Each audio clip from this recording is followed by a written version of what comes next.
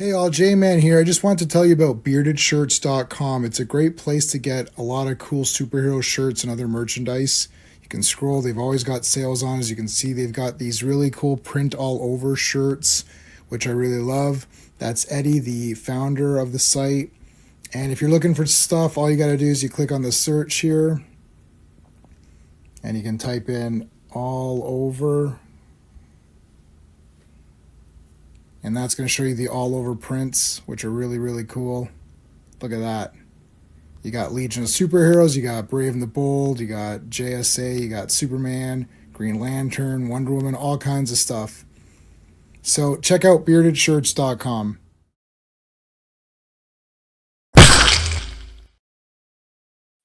Hey guys, J-Man here. Welcome to episode number 12 of Earth's Mightiest Mondays. This is the Avengers, of course, we're talking about. We are going to be covering the first annual today and the next 3 issues after that. It's going to be damn awesome because this annual is absolutely friggin' awesome. I found something that's somewhat related. So I found a shirt that's somewhat related to Avengers. It's US Agent, but you know, whatever. He's in West Coast Avengers, so that has Avengers in the title. And we will do some West Coast Avengers because I love West Coast Avengers. So there you go. This Friday, Iron Fist last episode. This is the final episode on Friday.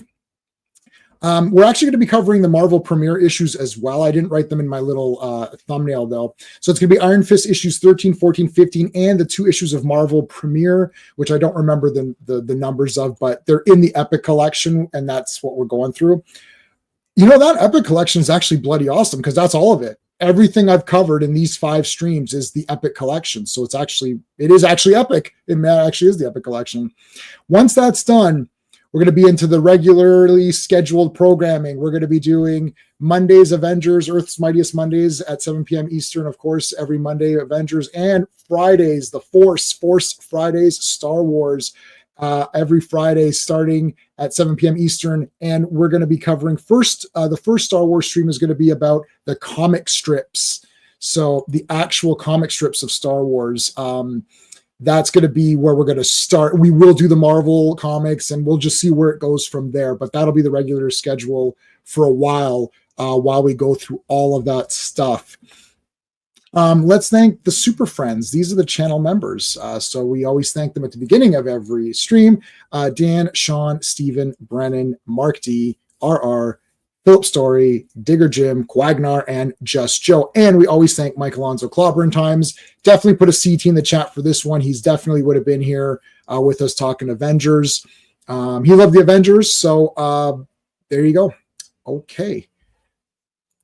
Let's bring in our first co-host. We got two today. Hello. Hey, what's up, man? Avengers Assemble. Avengers, yeah. Yeah, Avengers. Yeah, USA is good. He's in John Walker. It's not Paul Walker, it's John Walker. It's a better costume than the one in the movie, but hey. Oh my god, it is. I thought that this morning. Yeah. I was putting this, I was like, shit, this is actually I only wore this once or twice before. I did a US Agent stream once. Yeah.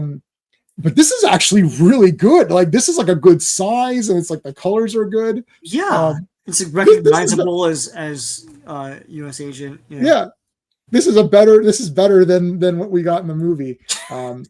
I don't hate the movie costume; it's somewhat recognizable. He does have the mask, so the helmet. I guess, yeah. All right, we've got a special guest with us today. And I'm going to give you what I used to, before I got Clobby's real intro, I used to give him the Fancy Pants intro. So I'm going to give you the Fancy Pants intro. Well, hello, Mr. Fancy Pants. Hello. Hello. I'm honored. I'm honored to be Mr. Fancy Pants. Yeah. Yeah, for sure. Well, you're an Avengers guy, so definitely, it's good to have you on the panel for today, and especially with this annual, because this annual is fire. I've been like dying to talk about this one. All right, let's. Joe Dog was here first. How's it going, Joe Dog? Joe Dog, there's a Ripperverse. No, so none of us saw this. Did you just dream this up, or is it real? Let us know if it's real or a dream, because we did not. I think I am subscribed to Ripaverse, so I didn't see anything. Today's been a wild day. I was just on another stream, that's why I was a little late today. So I haven't seen anything today. Plus, I had to watch Prince of Darkness for like the 100th time because I'm going to be a guest on Etap's channel tomorrow talking about Prince of Darkness, and I have a feeling I'm going to be the only one saying it's awesome. So I got to get myself ready because nobody likes Prince of Darkness. But The John Carpenter movie. John Carpenter, yes. Yeah. Are you going to explain how there's lit candles in that area that they just uncovered just now? Okay, they went in there and put them after the fact. That was super explained. See, Sean didn't pay attention. That's why Sean's out. No, I didn't go in there at all, man. Of course they went in there. The guy was starting it. No, the guy that was the guy that died in the very opening credits, which the credits is 10 minutes. The very first guy that died, the Pope, that guy who was waiting for the Cardinal, he uncovered it. That's why he was going to tell the Cardinal. He's like, "Oh, I found the big green canister or whatever." I gotta watch it again. Yeah, it's all explained. Lucy, you got some explaining to do. Well, I just explained it right there. How do you like that shit? How do you like that shit right there? So Sean's in the chat. He's not going to be in the chat tomorrow on Etap's channel for his poopy attitude. You read Teen Titans Annual number 2, Volume 1. Awesome. Did you like the Teen Titans, Joe Dog? I didn't know. That's the one that introduced the modern vigilante. I have it. Oh wow. Yeah. I have it. Yep. Yeah. Not the cowboy vigilante. The other original. Yeah. I have it, Joe Dog. I do have it. It's in my box. So I've got the first vigilante. Yes, I do have that one. I know which one it is. I'm just joking. FK's here with the CT. Thanks, man. I appreciate that. Are we going to do the Dark Horse comics? Possibly. After the Marvel comics. Yeah. J-Man will never do Ewoks and droids, so we'll probably just go there. Why not? No. I got the Ewoks and droids. I got them on this computer. I transferred them. Oh yeah. That means it's possible to be. Yeah. So I've been about a week or so. I've been transferring comics that I need to cover because this computer. So I have 3 computers. One computer this one is like so old it won't do anything, and the other one is the mini PC. That one's the one that was dying on me. So I bought a new big honking tower. So I had to transfer comics that I'm going to share on stream. So I bought this computer for streaming because it won't shut down or whatever like the other one did. No one ever really brings up that whole Star Comics line. Yeah, I like them. I don't know. I mean, they had a lot of cool villains in the Ewok thing that no one cares about, right? So yeah. Yeah, I mean, why not, right? Like, why not cover the like? We're gonna play it by ear. There's lots of strips to cover. I actually have all of the strips. Yeah. Which is a lot. I actually don't even know how we're gonna do it. I think the first stream I'm gonna rename the stream after. I think I'm just gonna read as much as I can. Yeah. Well, I was going to ask you what you're breaking it down by, so I can read ahead. I don't know, Sean. Let's figure. You and I will talk privately and figure it out. Because I have no idea I don't know what I'm doing. I just like comic strips, and I'm like, shit, I don't know where they begin or end or anything. I'm like, I'll figure it out, man. What's the chat gonna do? Beat us up? They're in chat. They can't physically come in. Remember in Jay and Silent Bob Strike Back where they found every person who commented on their movie and found their address and beat them up. And they flew around, used their money to fly around and beat them up. Yeah, they went around and beat up everybody who said. The thing about the Star Wars newspaper strip is that you really have to do a lot of research to try and criticize us on those because it's like there's a lot. It's a winding road, so like you're never gonna catch us on anything. No. All right, so we're doing that. So that's it. So we're all caught up, guys. There's a poll up. There's a lot of villains tonight. I tried to kind of pick. So I said, who's the best villain of the night? We got Mandarin, Super Adaptoid. Well, Super Adaptoid, Whirlwind, and Magneto are all part of a one-issue arc. The issue that we're going to cover right now, the annual. This annual has tons of villains. You can see some of them on your screen right now. There's actually another villain that's not even on this screen. So I didn't know who to pick, so I just picked Mandarin because Mandarin is sort of the head of this plan. It's his plan. So I picked Mandarin. So you guys can vote. We already have a bunch of votes coming in. We already have 5 votes that just came in. So 60% so far looks like Mandarin and Magneto, the 2 M's, are fighting each other for best villain. So there you go. Okay, Sean, do you want to do? Yep. Avengers Annual Volume 1, Number 1. This was so the cover art is John Buscema, George Bell, Yeah. John Romita, Stan Goldberg, and Artie Simek. And the release date is July 11th, 1967, but the cover date is September 1967. Editor in chief is Stan Lee.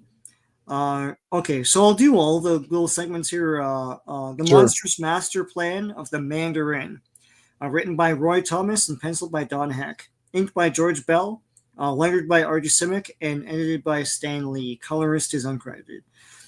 Presenting the Unconquerable Hercules, written by Roy Thomas and penciled by Don Heck, inked by George Russos, colored by Stan Goldberg, lettered by Artie Simek, and edited by Stan Lee. More Than Meets the Eyes, same writer and penciler, same inker, actually same staff. Paul Seaton Panoramic, Paul Trudinus Pinup Department. That's Stan Lee, man. But written by Roy Thomas, penciled by Don Heck, same staff. Original Avengers and the New Avengers, written by Roy Thomas, penciled by Don Heck, inked by George Russos, and that's about it. So yeah, so it's usually they have like different staff working on different part, but they all worked on this 50-page thing. So I mean, this thing is like what was 25 cents? Oh my God. Imagine you bought this for 25 cents. You would have been like, this is the greatest 25%. Because DC would stuff their like specials and stuff like that with reprints. So Yeah. They did. yeah. Shame on DC. I do love you, DC. But unfortunately, you dropped the ball here, and Marvel picked it right back up. I mean, 25 cents for everything you got out of here. Yeah. I mean, is incredible. Okay. I mean, let's get right into it here. Right away, this is already awesome. The real Mandarin, not the all you can eat buffet or the whatever movies. They give you the good guys, all these pumped up guys, and here's some of the bad guys, all these pumped up bad guys are all in this book. It's like, okay.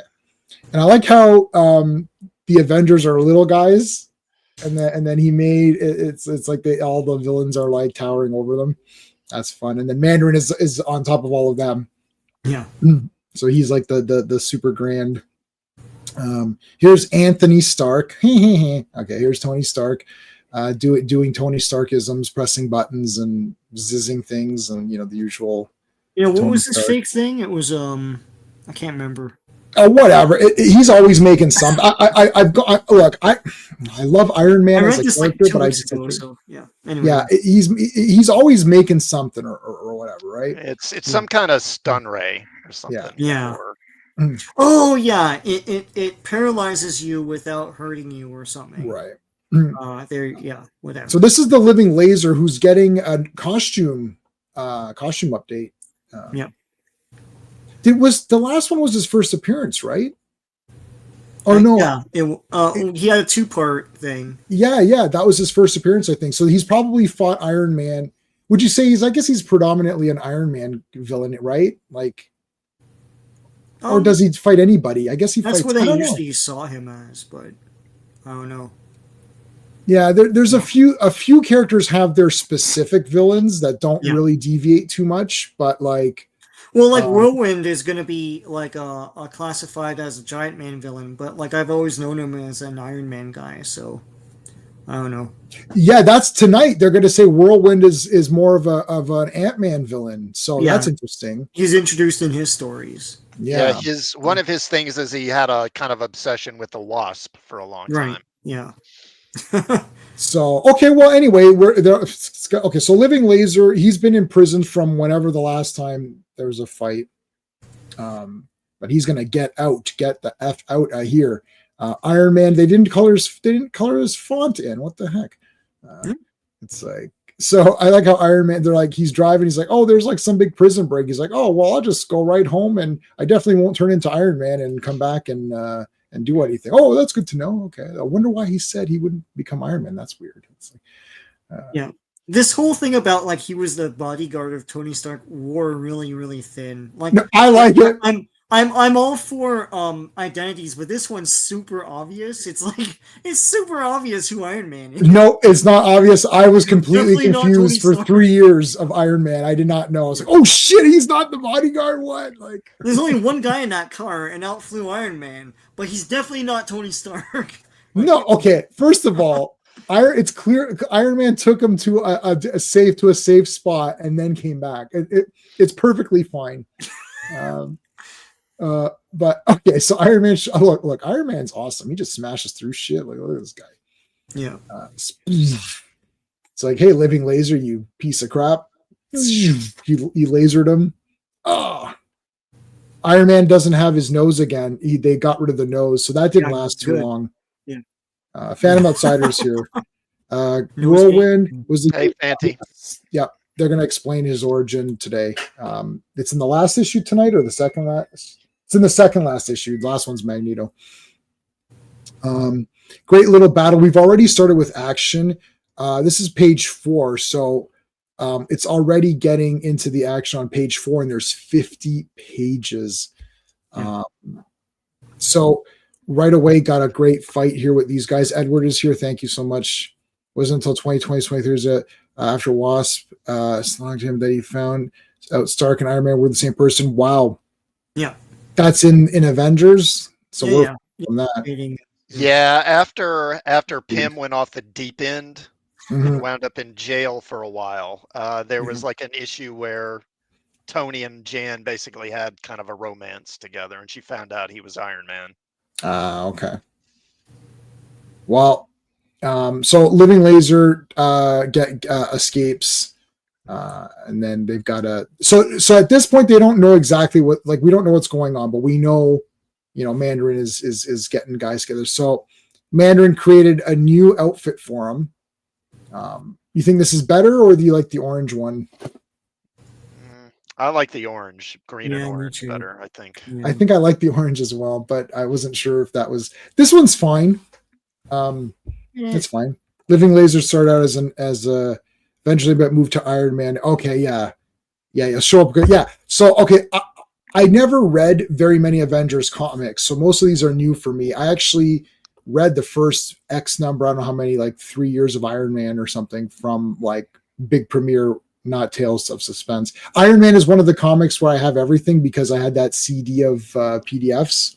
Yeah. That's actually officially released by Marvel. Like that wasn't pirated. That was real. Yeah, they knew it was a mistake after they did it, and Well, they didn't do it very They often can't- for the other characters. It's like 4 or 5 characters got that, and then they just stopped doing it. Yeah. Because you could easily share those PDFs off that disc. How did Sean get the Iron Man comics? How did I get those? How did I get Captain America? How did I get and Hulk? Captain America and Hulk? And because I just I'm buying everything I could find. It's I like just bought them all. everything up to that point in the 2000s or something. Well, it's all of Volume 1.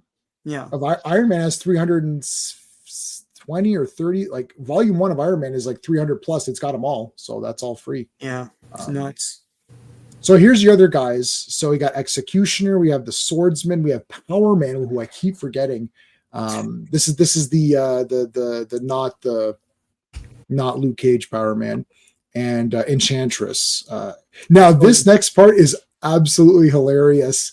He brings in Namor, and Namor's like, I'm not joining your loser thing. He's like, fine, I'm gonna destroy you.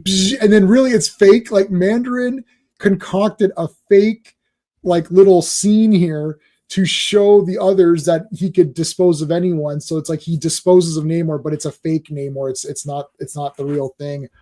I thought that was kind of genius, actually. Yeah. And then they're all impressed. Like, oh my God. I'm impressed. FK's back. Thanks. Okay, I read that one already. Mandarin hates the Avengers because they're all aligned with Iron Man. He wants to rule the world. So he probably, so Mandarin. So we got Thor villains here. We've got a Hawkeye villain. We've got an Iron Man villain. But the problem is that those guys weren't even really in the Avengers, at least not in the last issue that we read. So it's like, at this point, so they kind of come back or whatever. So I love how Hercules attacks him. It's like, why are you here? Like, but we only got a 2-panel fight. a 2PF, TPF, 2-panel fight. And then Thor's like, "Stop it! You guys are both good guys." It's like, I don't think these cops and one guy's new. He's like, "Oh, hey, it sounds like something's going on there." It's like, that's the Avengers mansion. It's like, we'll go there. We'll go to the Baxter building. There's always something going on at the Avengers mansion. Like, give me a break. Yeah. Richard Given was the way the smell of fish after Namor disappeared. Oh, are you making fun of Namor, the greatest character of all time? Sira? I don't know what. Yeah, where did he say that? When Hercules grabs him. Oh, okay. Oh my God, Yeah. that's awesome. I don't know what that is, but I guess it's definitely not a term used. So hey, Archibald, thank you for pointing that out, and thank you for being here. Okay, so it's like you guys just be cool with each other. Mohammed is also here. Thank you, Mohammed. Hey, I've been reading Amazing Spider-Man. Nice. Final issue was awesome. Yeah, reach Fantastic Four issue 67. Yep, we've read those. And Uncanny X-Men Days of Future Past. Yep, we've read those 2 issues. And Craven's Last Hunt and Return Futures Past and Return Craven Hunt. The Hunt. I don't know what. If it's Craven's Last Hunt, definitely read Future that. Past and Return, maybe, and then Craven the Last Hunt. Oh, Future Past and Craven. Yeah. While you've been doing some good reading. They're calling him boy. Okay, cool. That would never have happened if Herc had studied Avengers flashcards. Yeah, I know. This is Iron Man, Hercules. Oh, good. Here comes Ant-Man, or Giant Man, sorry, or Goliath, actually, because he says Giant Man, but then he's like, no, my name is Goliath. So obviously Iron Man hasn't been reading the flashcards either. So they all sit down. Comes Captain America. It's like, let's bring this meeting to order. We got a lot of pumped up guys here. It's like Nick Fury shows up. It's like there's some bullshit going on. Uh-oh. No, but he sees them all. He's like, "What the hell's going on over there?" It's like the convention or something. Nick Fury's awesome. Like his Sergeant Fury and the Howling Commandos comic is 10 out of 10, man. It's like he's super angry all the time. Actually, I mean, Sam Jackson's attitude of always being angry does suit that character, even though, it's like they couldn't do World War II or whatever. He's just a bland character with no. He's bland, yeah. Right, but Sam Jackson, the idea of him being angry is funny. Yeah. Well, that's his thing. That's why it sounds like a good idea, right? The go the fuck to sleep thing. Yeah. All right, so Nick Fury informs them that this is your classic knows this. This is the split the party, which you never do in D&D, but you do in comics because it makes it cooler. So you've got these team ups, which are going to happen. I actually was writing the team ups down. So there's different bad guy team ups, and they're in different parts of the world. So then there's going to be different superhero team ups to go face those team ups. Does that make sense? Yes. It's actually very reminiscent of Silver Age Justice League stories. Yes. Okay. Yeah. That's very much a Justice League trope. Yeah. Right. They use it sometimes in Marvel. Like the whole Contest of Champions was that as well. Mm-hmm. Yeah. I'm an endgame apologist because of this trope. I kind of like that whole, like, they go off into different teams and do things. Yep. That is neat. Yep. Yeah. All different, like it's all one mission, but it's different parts of the thing. Yeah. All right, so we'll see this. I'm not going to tell you who splits up. We'll see them as we go. Cap and Quicksilver stay behind, but they're going to do their own thing at the very end. They'll get the last chapter. So it's in several parts. I think it's 5 parts. So this is part 2. So that was part 1, introduction. Edward, what's going on here? Avengers, Defenders, War. Oh, we're doing that for sure. We're definitely covering that. That was awesome. We're definitely covering that. Okay. So this is part 2. And so Sean, you're saying the credits for each part, you did the credits for each They're pretty much part. the same. Yeah. Yeah, it's I think there's an anchor that changes at some point. But yeah, I was gonna say because I couldn't tell. Like I was like, well, I couldn't tell. Okay, so no, but still Don Heck and Roy Thomas. So yeah, those are your main guys. yeah. All right, so we got the Swordsman and we have Power Man who have teamed up in this one to harass. They go to different parts of the world, so I forgot where everyone is. It'll probably say it. It's like it's all about diamonds and stuff. So it's like they go to like, it's like Africa is one and like whatever. Like I don't remember all of the places. Yeah, so they're in South America, which could be South America. Okay. Yeah. So they're in South America. Well, usually they just make up a thing. So that's kind of, Yeah. Made up a stand, as you like to Made up a say. stand, yeah. Yeah. That's the Sean hashtag trademark. Better than Carbamia or whatever. Oh yeah, from Transformers, yeah. Transformers, that's outrageous. That's why Casey Kasem left. Yeah, well, too bad. Now he's not in the best cartoon ever. So, oh well.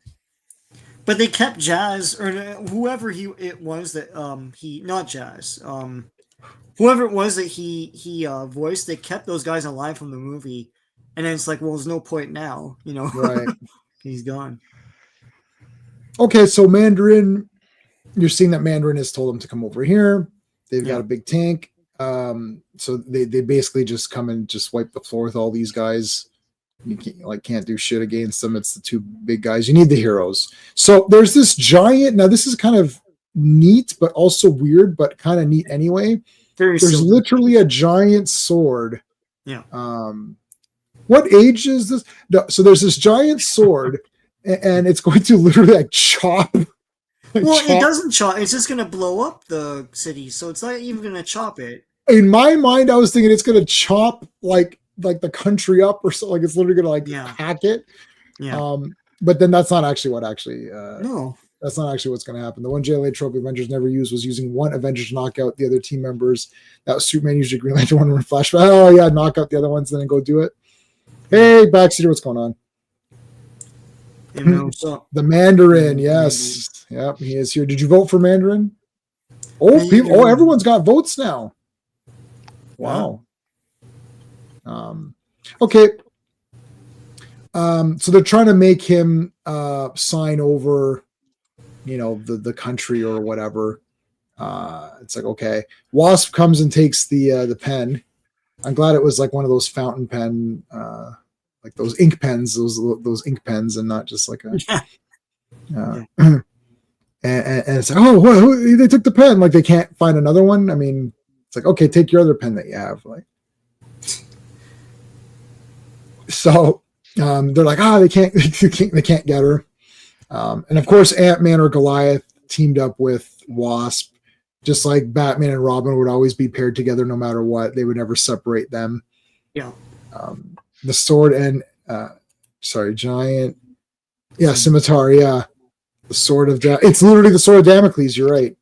The Dangocles. Dang. The sword of Damocles. All right. So you got a big walk. I don't know why they're trying to cook stuff, but boom, we got a Grack. Got a super punch there.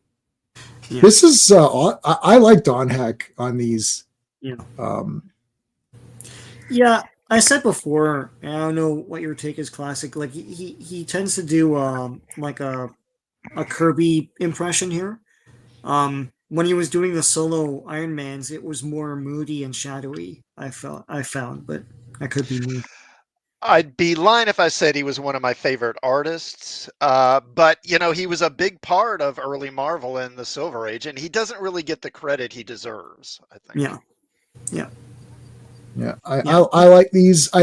It's different when the thing is that because of the way we do these streams, I'm reading like a bunch of Avengers now. Like if you're collecting comics as a kid and you're buying, 10 different comics and you're seeing different art, then you're like, your favorites get linked with your characters. So if you love Iron Man, you might like, Don Heck on Iron Man better because you're like, I'm used to that as Iron Man or whatever it is. Yeah. So like, but here I'm only reading in chunks of the same person. So when we were doing Stan and Jack, Fantastic Four, that's what I got used to. And it's weird because I don't know how many streams that was, but it was a lot of streams. However many it was, like 25 streams or something. I don't know whatever it was. It's like half a year. So for half a year, you only read that. So like that is the Fantastic Four. So soon as the next one comes out, you're like, because there's no break. It's not like we're reading one a month and you're like, and then in that 1 month I've read 100 other comics. It's like I'm only reading this. So then I'm like, well, this is Fantastic Four. So when I read the next thing, I'm like, what the hell? This is the fake Fantastic Four. Like, this isn't the real Fantastic Four. But then you got to get used to it again, right? It's a little bit like Doctor Who as well. Like you watch Tom Baker for like 8 years of your life, and then you're like, oh, but for me, Tom Baker was like 2 months because I just binged all of it, right? So it's not as jarring, right? Okay. Waspus takes the control. This is the controls for the Sword of Damocles. We're just going to call it that now. Big punch in the friggin' face here. There comes the swordsman. Whoosh. I like that the swordsman. I feel like Power Man didn't do nothing as much. Like, he didn't even do nothing. And actually, that character, Eric Jostin, he's the guy who's Power Man. He in the early 80s, he gets exposed to Pym particles, and he actually changes his name to Goliath. Oh, that's okay. So that's the future Goliath. Yeah. He was. I remember him from when Spider-Man got cosmic powers and he fought him. And after that, he becomes Atlas in the Thunderbolts. Right. Yes. Yeah. So the Man of Iron shows up here to prevent the sword from coming down or whatever. So he literally is like shooting up. So he came out. He's like, "Oh, I was the big ace in the hole." It's like, well, you should have just got there. Like, I understand that's for the reader, but like, it doesn't make sense in the story. It's like you should just be there. Like, they could have used Iron Man, but anyways, he's there now. Great page. I like this a lot. This, like, look at the ground cracking, like, from the force or whatever. Yeah. And this is sort of the Iron Man suit that is sort of your Iron Man suit that is like, this is Iron Man to me. Yeah. Like, specifically this one. I think this is the one that they made the little toy of, right, Sean? Yes, it is. The 3/4 inch classics or whatever. Whatever the new ones are. I've got like 3 of these, so yeah. I think I have 2 of these also. Yeah. He's already been through about 4 or 5 suits at this point. Right. I think is this my statue? And this basic design is pretty much going to be what he wears until the early 80s, really, around 83, 84. So I don't know, a good 15 years, something like that, probably. Yeah, so this is I have a statue of Iron Man, and this is the one I have. I also like Silver Centurion. Sorry, Sean. Yeah. No, but that's the thing, because he wore it for so long, and it's a nice classic design with it's all colorful and stuff. Like, this is what he was in a lot of media, and that's what, to me, this is Iron Man. Like, my first Iron Man anything was the Viewmaster reel, and he looked like this. And also, I think he's like this in the cartoon, like the old cartoon. It is, yeah. You're right, Sean. Yeah, and all that. Yeah, this is like Iron Man. Like, this is what I would. If someone says, think of this in your head, right? Mm-hmm. Like, tomorrow morning, wake up and think of Iron Man. You're like, oh, this is the one I was picturing, right? Yeah, the Meagle one had a nose. It got nose gated. Nosegate, I love that. Nosegate, man. Yeah, that nose was garbage. I don't know. Stupid. But it made its way to like a really big toy. But like, it gives me nightmares. Like, I can't take it. It's just like, it's like when Stripe got those bubbles when he fell in the pool in Gremlins. That just made me barf in the theater. I was like, I can't take it. It's like he's all bubbly. He's like just pop all those and just get out of here. Like, I can't. I can't do it. I can do Terrifier. Like, I could Terrifier saw the girl half, no problem. Half, yeah, no problem. That's not those bubbles. Like, and you know what's the grossest of all? I'll say this, we can move on. In Creep Show, where it's actually played by Stephen King, where he's the guy that he touches the meteor and then he becomes that like Moss Man guy or whatever. Yeah, he touched the meteor and his fingers became all bubbly. He put it in his mouth. I was like, that is gross. The bug one didn't bother me as much, but that stupid thing, I was like, like makes me gag. Oh God, the one with the roaches. Ugh, God, Yes. that's the one that got me. I was just like, oh, God, get away! No, I hear you. When they're crawling out of his mouth, I was just like, Yeah, that's no. No, I agree with you, but the bubbles, like, why are you putting that in your mouth? Like, ugh, this is gross. Varel, you lunkhead. Yeah, you look. Yeah, exactly. Yeah, Stephen King and his goofy performance, those twisty. Yeah, he has the nipples on here. I mean, I don't know what to tell you. It's the tune in Tokyo or whatever. Yeah, he does that against Dr. Spectrum multiple times. He uses that UV light on him. Yeah, okay, there you go. That's fine. Psychiatrist, okay, man, you can't hurt you. I know Iron Man with the nose. I know, but the Iron Man with the nose, that freaks me out. It just looks weird. Like, it's like, why is that happening? Yeah. The Iron Man nose history is interesting. Yes, yeah. So we were talking about it. Edward, I can't remember what last stream we were time. talking about it. Just said it.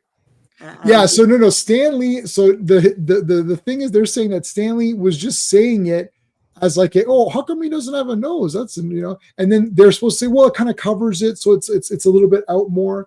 And then instead they just went around saying, oh yeah, he wanted a nose, and instead of saying, no, I wasn't saying. I was just randomly saying. Yeah, when he saw it, it's like, what the hell? It looks wrong. Yeah, look, this looks weird, and they changed it back. But that is, we talked about that either 1 or 2 streams ago. Yeah. That was super funny. Yeah, that nose or whatever. It did appear in one of the comics, so we actually had a nose in one of them. Yeah, it was last week. Yeah, was it last week? It's a comic book conceit. It's like how these superheroes can walk around in normal suits and they look normal. Then they take their suits off and they look like Schwarzenegger or something. Right. The cover of Iron Man 80. Yeah, I'll have to talk to Kirby about that, buddy. I'm not saying Kirby didn't make any mistakes, but even his mistakes were still awesome. I'll take his mistakes over other people's on purposes. Okay, part 3, Struggle in a Strange Land. This is the Iron Maiden song, Stranger in a Strange Land, Struggle in a Strange Land. All right. Hercules shows up and immediately starts throwing shit around. I love it. It's like the first panel. He didn't even walk in. He started the comic by throwing shit around. Hey, Picasso, how's it going, man? Thanks for being here. Storytelling is so different in these older comics compared to today. I swear, it's ridiculous. Yeah. I could do a rant on this, but I'm not going to. But this is my main rant on modern comics, which is why when people complain about modern comics, there is the W factor, like the woke factor. But that is only one of many factors. It is not the only factor. And in some cases, it's a very small factor. It's more the storytelling is very boring. There's no momentum. There's no excitement. There's no drive to buy the next issue. There's no like, oh man, what's this? I got to get the next one of this character. Like, oh my God, like what's going to happen? There's just nothing to it. Like you read Fantastic Four, you're like, shit, what's going to be in that next one? Like, oh my God, like.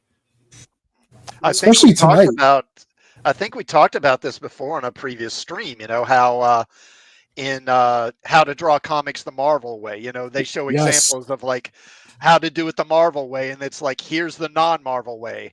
And the panels are boring, and kind of straight angles and all this stuff. And that's exactly what they do in comics now is the non-Marvel stuff. Yeah, you're right. And it's just not exciting. And if someone who's paying attention can really spot it, and people who aren't paying attention don't know the difference, which is why you still get people saying, oh, I thought it was pretty good. Like, yeah, but you haven't read very many, right? Like, look at, this is crazy. So right away, we know these guys are here. These weird guys, he's beating the shit out of them. Now they're attacking him. They do look like Kirby people, Sean? Like this. Very Kirby-ish, yeah. This, you're right. It does. You're right. I think you pointed that out. It does look slightly. Well, even their mouths and the sort of mouth line around them kind of looks like Kirby. I think I like the green Mandarin costume. What do you guys think? Like the one that everyone knows, the green and with the gold. Yeah, I remember when he had blue armor. That was cool. Oh yes, you've convinced me. The mid '80s, late '80s. You convinced me, Sean. Good job. You brought me right back. No, you're right. That was the damn best. around you're Acts right. of Vengeance. Acts of around there. Vengeance. Yeah, Acts of Vengeance. You should have just said Acts of Vengeance, and then that's all. That's what, when you need to end an argument quickly. It's like, yeah, Acts of Vengeance. Okay, it's fucking, the argument's over. That's it. Yeah, he's one of those characters, kind of like Brainiac. They can never just settle on a look for him. They always, Right. every new artist comes in and does a different thing. Yeah, I like this. Fanny say, hey, he's not a talker. Like, what Yes. he brought a Yeah. knuckle sandwich for everybody. Hercules believes in equal rights and equal lefts. Oh, I don't think I've ever heard that, which sounds, oh, that is awesome. Classic. His fists are rated E for everyone. That's funny. That is funny. No, I like that. He believes in equal rights and equal lefts. That's awesome. All right. Oh, this guy. Okay, so we got Executioner. No, is it Executioner and Enchantress? Yeah. Yeah. Yeah, So I mean, execute. Go ahead. Just look at the way Hercules is drawn in that panel, and then look at so many of the characters now, the way they're drawn. I mean, they just look like normal guys, Yeah. Right. and it's just so not exciting the way they draw comics now. Yeah, they're going for realism, but this isn't a documentary. Like, I'm reading a comic for a reason. Right. There needs to be comic book elements to it. He looks like Fu Manchu. Yes, he is Fu Manchu. I love He's Fu supposed to Manchu, be by Fu the way. Manchu, yeah. And it's fine. It's totally fine. I'm not getting into this discussion with people. It's like, it's fine. He's not a real human, like, anyways. So gets a whack here. I like Hercules and Wanda together. That's kind of an interesting. She can curse them and he can punch them. And her hair is being colored wrong throughout this whole issue, actually. But that wasn't that unusual. It seems like that happened a lot during this era, where her hair was colored kind of black instead of brown. Yeah, her hair's black for a lot of this run. Yeah, you're At least right. this week, yeah. Yeah. What the heck, Don? No, but it's actually the Well, colorist, it's the colorist, right? man. The colorist. Yeah. I never It's, said. They never said where that army was from. Whoever. I don't remember. Did they say? I didn't bother because it doesn't even matter. Like, the point is, it's like they're from somewhere, made up a stand, and they're gonna end their fight. Yeah. Okay, so it's gonna be Axe versus Club. Yeah, he was the final boss. Yeah. All right, come back. Yeah, this is Enchantress. Oh, that's why they had to have a girl there. So it was a girl and guy. Yeah. There you go. That's the Marvel way. She's wearing a wig. Yeah, you're right. See, she's wearing a wig. It's all there. He settled it. Thanks, Backseat. We appreciate that. Okay. Makes sense now. Great little battle here. She's trying to hex her. It's like, I'm Enchantress. I'm gonna wave my arms around. This is the who can wave their arms better. Yeah, his females definitely have that kind of Kirby buxom look to them. Yeah. Yes, they. Ooh, look! Oh my goodness, what's going on there? Where's my where's the new gifs that I've got going here?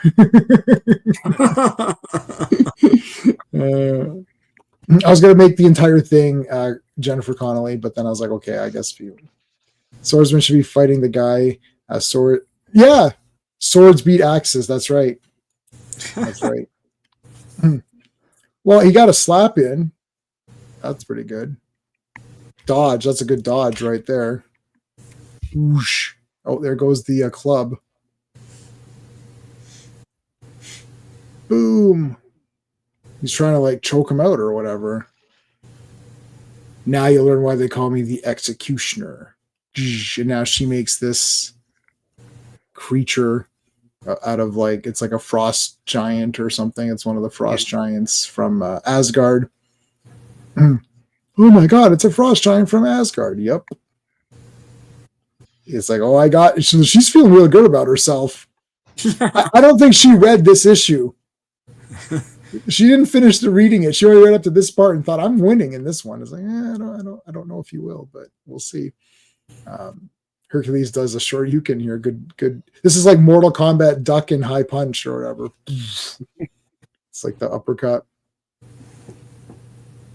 Hey, you know what happens later tonight? There's no beard on Hercules. I was very upset. No, I knew you were gonna be upset about that. Yeah, Yeah. I was very upset. He shaves and they don't make a big deal about it, but But it's a super big deal. I couldn't sleep that night. I was like, I can't. It's like his beard. He's not just the beard. But okay, he throws Executioner into the Frost Giant. no, because they're like, it can only be harmed by Asgardian tools. Like, okay.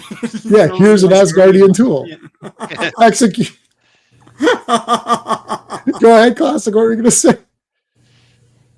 Nothing. I was just kind of laughing what he said. It was Yeah, funny. it's like, well, I was going to say he is a tool.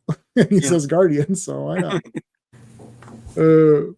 That is great. That's absolutely great. It's like, you guys, I'm just going to throw this guy at him. All right, well, throw him at him. I mean, what do you want? All right, so they're all captured up. And they're good to go. Mandarin is like, damn it. Another one failed. I didn't realize Dylan's Rise Up always Rise. losing these things, but And Mandarin's like, damn you. Part 4. ADD Enchantress. I'm the living laser. Who? I don't recognize you without your orange and green costume. Well, I've got a new costume. I'm not as I like the other one better. yeah, Do you want to go change and come back? We'll wait. It's like, no, I'm fine. Behold, Archer. Yon threatening figure must be the one whom we seek. Okay, yeah, that's sure. That's the guy. He's like doing a speech here with these people. I promise to lower everyone's taxes and provide affordable housing. Yeah. Ooh. And then Thor comes and throws the Mjolnir, throws the hammer, the Uru enchanted hammer. Did they ever say Mjolnir in the? I don't think they have. That classic. When did that come about? Because I don't even know it as Uru Hammer. When he started calling it, honestly, I don't know exactly. He Chat? calls it there, but when that first started, I honestly don't know. Yeah. Like, I remember reading Milner. I didn't even know how to pronounce it. I just said Mjolnir. I was like, I don't That's know. what we said. Everyone says Mjolnir. Yeah, and then And the movie comes out and it's like, oh, it's Mjolnir, I guess. It makes sense. Yeah. No, I heard it before I knew it before the movie. I can't remember where I had heard it. It's not in that Hulk movie, is it? I don't think so. No, it's not. I think it's a Uru Hammer in that thing. Not even sure if they even say that. Yeah, you're talking about Bill Bixby and Lou the Ferrigno, Bill Bixby the movie, whole yeah. team up, right? Yeah. Yeah, Return of the Incredible Hulk. Yeah. Well, it was in the comics, at least. I mean, they were definitely calling it by the late '60s, I think, if not sooner. But like I say, I don't know the exact issue it started. Right. Yeah. Okay, so some of this stuff coming up here with, I know who Phantom Outsider is referring to. I didn't put him in the poll. There's a character that's not on the cover. He's not in the roll call, but he is about to appear in this comic.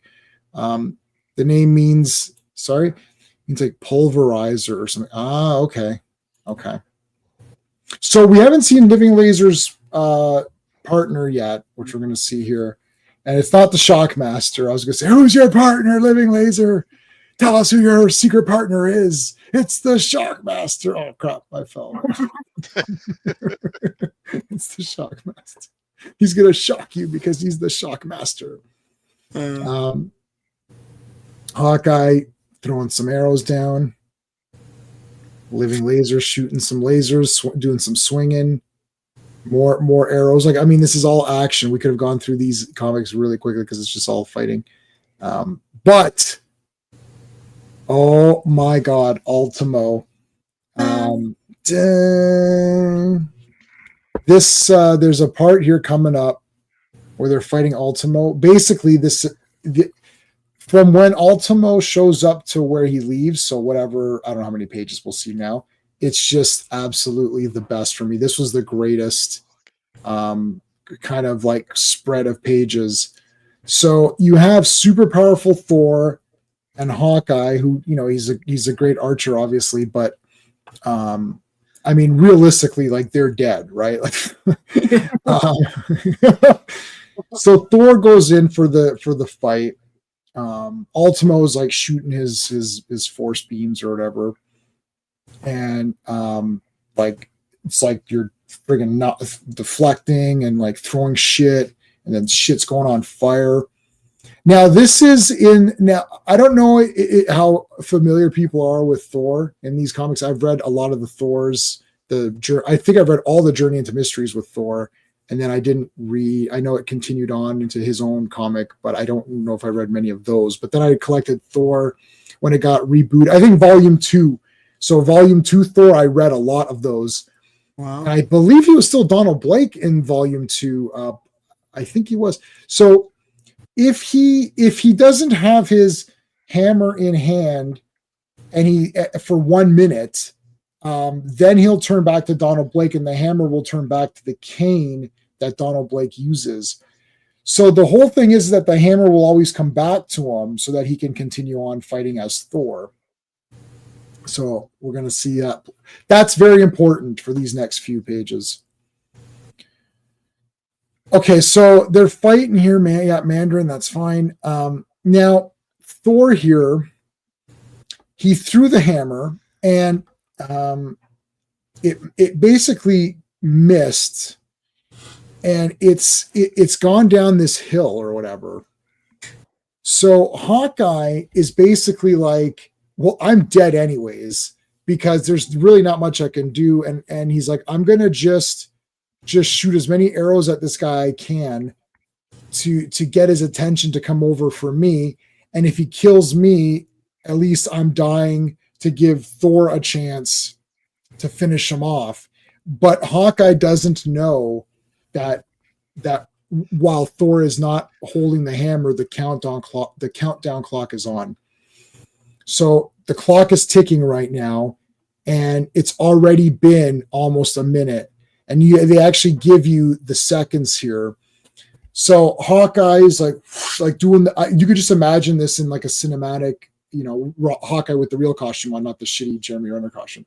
And it's like, we get the big music. It's like Ultimo's coming to destroy me. He's like, one shot, and then shoots the shot. And then Thor's like, I gotta get the hammer. And then he does like a super dive. It's like 6, 5, 4, 3, 2, 1, 0. So he's rolling as Donald Blake. Now the hammer has become the cane, and he's rolling down. Oh, I gotta grab it. Grabs it, just as he's rolling past it. Becomes Thor. It's like in the big suit, and then this is so sick because it's like, so he's gonna crush Hawkeye, and you could just see, because they wouldn't show this scene, you just see he grabs Hawkeye, he's about to crush him, and then it's like, like you kind of and the camera pans up, like the big Thor coming down with like the super double. Well, I guess it's not an axe; it would be a double hammer or a double hammer handle. Like nails the guy. This is awesome. This was the damn best 4 pages or whatever it was. Like, this was so awesome. Yeah, dramatic storytelling. I mean, yeah, what a concept. I was this entire these 2 pages. I was like, this is okay. So how many is it actually? I guess it started from here. So one shown through action too. Yeah. So along. Yeah. 34, 35. 36, 37, 38, 5 pages. In a modern comic, those 4 pages would be stretched out to a whole issue. The whole issue, yeah. Yeah, nothing much would happen. Like that dinner scene in what was it, Ultimate Spider-Man or whatever the hell it was. That made me drop that comic. I was like, F this. He is a tank, yeah. Philly Shockmaster was just introduced W. Yes, I know. I watched it. Yeah, Typhoon, I watched it. Yeah. Thor has 60 seconds. Yep. 6 seconds until he turns into Blake. Blake only had 7 seconds. I don't know why they didn't. Should have given Blake longer. Nice grading colors on the counter. Yeah, that was cool. That was good. Yep. Yeah, that was nice. Whenever Ultimo squints, squeezes. I don't know. All right. Ultimo only a pawn in the game of life. Yeah. Ultimo only pawn in the game of life. You can be a winner at the game of life. I win. I used to know the rest of the lyrics by heart, but I don't anymore. Well, It's been pushed out by a mousetrap. I could do that whole thing, but yeah, Mousetrap. Yep. Oh my God. Where's classics? Classic comics. Got a spreadsheet of all my people that I got that I can easily copy and paste your links in there. Guys, make sure if you're watching this is being simultaneously streamed to through my channel, through to Sean's channel, and of course my own. So if you are someone watching on Sean's channel, if you wouldn't mind, come over to my channel and give me a subscription. And if you're watching this through my channel, please go over to Sean's channel and subscribe to him as well. We always do the streams together, mostly through my channel. And Classic Comics has been a friend of the channel for a long time, and he's been on frequently here and there, and probably maybe a little bit more frequently now with Avengers. So make sure you guys are subscribed to Classic Comics. The links are in the description of this video and in the chat right now. So thank you for that. Let's go to part 5, the final part. Part 5. The final chapter. go down space. They and Quicksilver and Thing have been playing Battleship this entire time, and so Ultimo was thrown into the volcano. By the way, sorry, I should have said that. So he knocks him into the volcano, and then he never appears again ever. So pretty good. Yeah, it's it. Final appearance. Final appearance. A key issue. Well, it's issue. a Well, it is a key issue. Yeah. Showdown in space. Captain America and him are monitoring. Guys, we need some help. There's some bullshit going on. Let's go. Let's take off, eh? And we got to take off in the rocket, eh? Yeah, we gotta get there. It's like, let's go. I don't know, they're all dressed up. Captain America's taking off the shirt. Let me remove my shirt here. Quicksilver's like, I'm here. He got his khaki pants or whatever. So now he's got the Captain America pants with the proper Captain America. Hawkeye hit him in the face. I don't know. It looks like Cap kind of skipped leg day there, honestly. Oh, Cap, dude. It's like this. You can't skip leg day. Everybody knows that. You can't be, skipping no leg day around here. All right, here comes the Mandarin. So, you two losers. It's like, you're going to die and you're going to be replaced in your movies. Oh, yeah, Mandarin? Well, at least we were in movies. Oh. I was in Iron Man 3. Oh, wait, no, I wasn't. Oh, shit. I was kind of in. No, yeah, that wasn't the real me. Damn it! You have beaten me in the MCU game of life. You have beaten me, but I will have the last laugh. They get punched. He gets a nice punch in his face for his troubles. Boom. Shield. But so does he break it here? He says no. He can't take another hit or whatever. Right? That's what it was. He's got was this where he has a coating on it, or he had ice on it or something? I can't remember. I don't know. They're really wishy-washy with this shield. Yeah. Basically, when you stop his phone's a volcano. Yeah. That's the best way to do it. Where they draw Cap like he's wearing undies. Yes. They've always drawn it this way. Yeah. Yeah, he's always had the tights. It's just the same color. Yeah. His weakness is volcanoes. Damn it. He's shattering the ice frosted shield. Yeah, so the ice frosted shield, and then it's like, and then he says he can't take another hit. This is the pre-adamantium shield. Yeah, so Mandarin can shoot 10 different things. I mean, we could try to. I'm sure they're online. I don't remember them. So ice is one of them. So lightning, laser, other ones, fire. Right, they turned your cool rings into bracelets. How do you like that? How do you like that, man? Yeah, and they're not unique anymore. Like none of those cool things are there anymore. So. Yeah, but that would require creativity to figure out how to beat them. Okay, so Quicksilver comes in for the big punch or the big kick. Captain America, hey guys, you're back. Yeah, we all made it here at the exact same time from different areas of the world, and we all traveled at the exact right speed to all arrive here exactly at the same time. Okay. Now, if a plane leaves Africa Yeah. 2 a.m. and Yeah. well, God, anyway, well, and that's one of the. I don't know if you guys have seen Thunderbolts, right? yeah, Oh yeah, yeah, we yeah, saw it. Okay. Can yeah. someone tell me how Red Guardian drives from Washington D.C. out to frickin' Utah in like 12 hours? He's got the dun, dun, dun, dun, dun, dun, dun. It's just a line. It's okay, I'm here. It's like, I mean, how did you get? And then in that jalopy of his, like that. Come on. Yeah, it can't even. It struggles to make like 55 miles an hour. I'm like, come on, this would take like 2 days for him to make that trip. Right. Yeah. Well, you know what happened? I think he picked up the car and threw it, and then jumped, and then picked it up and threw it, and then jumped, and then drove the rest of that little way or whatever. I don't know. Yeah, I know it's J.J. Abrams has that's pretty bad, but J.J. Abrams is still the champion of like super bad space travel. Like we're here, it's like, whoa, wait a minute, how did you get there? Warping, I know it's a made up thing, but you can't warp from an atmosphere into space and like back into an atmosphere. Like how the hell would that work? In Star Wars, anyways, you guys know. Han Solo says we got a calculator, you'll find yourself in an asteroid or something like field, that. yes. Yeah. What are the chances of surviving an asteroid field? I bet you don't know that. What is it? I can't remember what C3. Nobody knows what. Yeah, that's 6,720 to 1, isn't that it?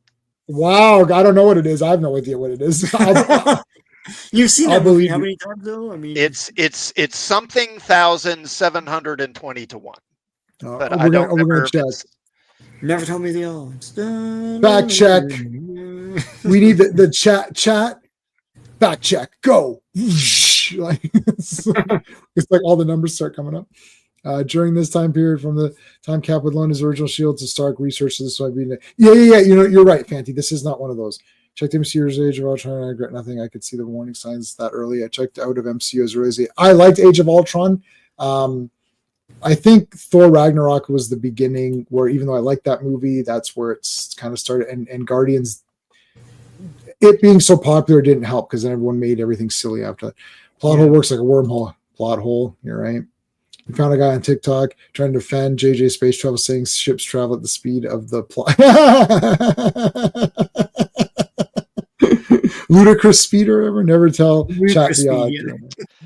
Well, I mean, you say that, but that's the reality of it. Like JMS basically said that himself one time, because like someone asked him like, how fast are the white stars on Babylon 5, and his answer was literally, they travel at the speed of plot. They travel as fast as I need them to tell the story I want to tell. Yeah, I think the thing is that when the rest of the movie or show or whatever sucks, then you start to really, it's like a snowball nitpick effect. You're like, oh, I don't like this, and then I don't really like this, and come to mention this is stupid, and you know what, this doesn't make sense. I don't like this either, and that's the problem, right? Like, if you're having fun watching something, you're going to be a lot more forgiving and excuse things and be like, yeah, well, whatever, and kind of hand wave it. Yeah, I mean, Conan's my favorite movie of all time, and him and Subotai run around everywhere. They literally run everywhere. It's like are they never tired? Like, I mean, I can't run for more than 10 minutes. I'm dead. So like, we're super fit. There you go. Well, I 3,720 to 1. Yeah, no, I think that before modern conveniences, I think people, because we're so sedentary now. Yeah. Like it used to be before Europeans arrived in North America, native tribes, they would chase down bison herds on foot. Yeah. Oh, that's crazy. Yeah. So they had to be, they were like Olympic level probably runners, because they had to be to live. If you didn't, you were going to starve. Yeah. Right. You can do a lot when you know your life is on the line. That's true. Well, the Avengers' lives are on the line right now with this giant diamond here. Oh, 3,720 to 1. Okay. Yeah, there it is. Fanty fact check. Can we call Fanty fact checker? We're gonna label. I dub the fact checker. All right. Okay, so giant diamond. I'm going to use this giant diamond and do a lot of cool stuff. It's like, I'm going to build a giant ice gun and hold the city for ransom. It's like, okay. The Ice Age. We'll kill the dinosaurs. A meteorite. The Ice Age. No, a meteorite. That's No, it was the Ice Age. dinosaurs. Clearly, Victor Fries researched that. So, yeah, suspension of the suspension of standards. Yeah. Okay, now everyone's fighting. So there's the ray. There's the hate ray. This is the if you get hit with this, you hate everybody. So they start beating the crap out of each other. I hate you. Oh, I hate you even more. So he hit them with the hate ray, which is the diamond. So the diamond powers the hate ray, which makes everyone pissed off at each other. Nowadays they just call it Twitter, but back then it was a giant diamond or whatever, and they just start to beat the crap out of each other. And then Wasp. This is funny because Wasp. So you basically beat up who's ever closest to you, but the closest person to Wasp was actually Mandarin, so she stung him in the face. And then that she's like, yeah, I just stung him in the face because he was right there. Like, oh, okay, and that's it. Good job, Wasp. Good job, Wasp. You did something. You did something. Oh my god. We need to have a the reverse of you didn't even do nothing. We need to have you did something. Thank you, Wasp. You're the best. So there you go. Wasp stung him in the face. Then they destroy the machine. And then they destroy this. So this is great. They destroy his space station, and they're like, we could probably use that space station. I will build another one. Okay. Those are expensive. Yeah.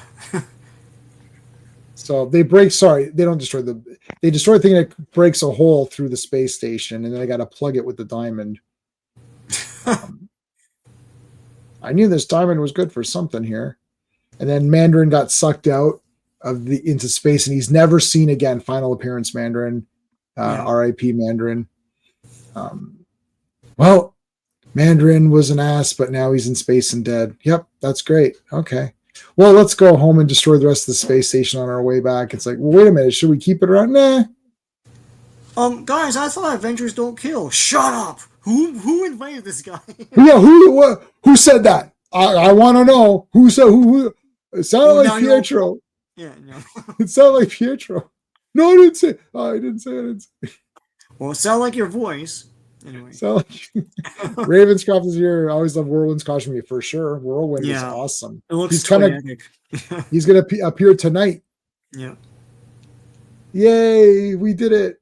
We killed Mandarin and we destroyed his. We killed the man by throwing him out into space. And now we're all crowded in this conveniently large enough just for us ship. Good thing one other guy didn't show up. Gotta draw straws or whatever. Yeah. Goliath's taken up 2 spots though. He could have shrunk down, but he has to pay for 2 seats. Yeah. Oh no, not that. That's gonna get people triggered. Yeah. Why should you have to pay for 2 seats? Because you're taking up 5. You should.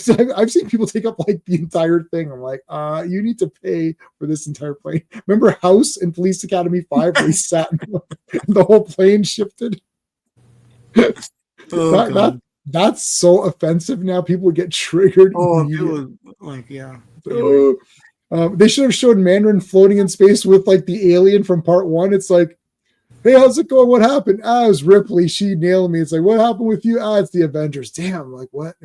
It's like all the people who are floating in space. Spaceship 2? Oh, yeah. Frank Poole or whatever. Frank Poole from 2001. It's like, damn it, a computer got me. It's like, oh, that's no. At least a human got us. It's like damn HAL 9000, you bastard. I think Eric and Thor are seeing Goliath's lap. Well, they're very happy about it.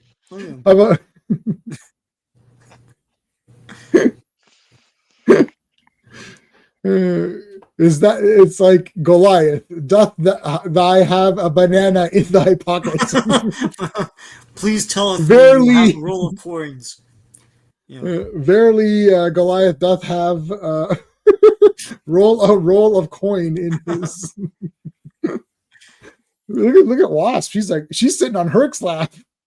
Yeah, somebody. Yeah, no, it looks like that. Oh, Herc, what is that? It's my mace. It's literally like my mace. It's like, oh, okay. They never said what they did with the satellite. No, they destroyed it. Iron Man could just fly home. They blew it up. They blew it up. Damn you! They just blew it all up.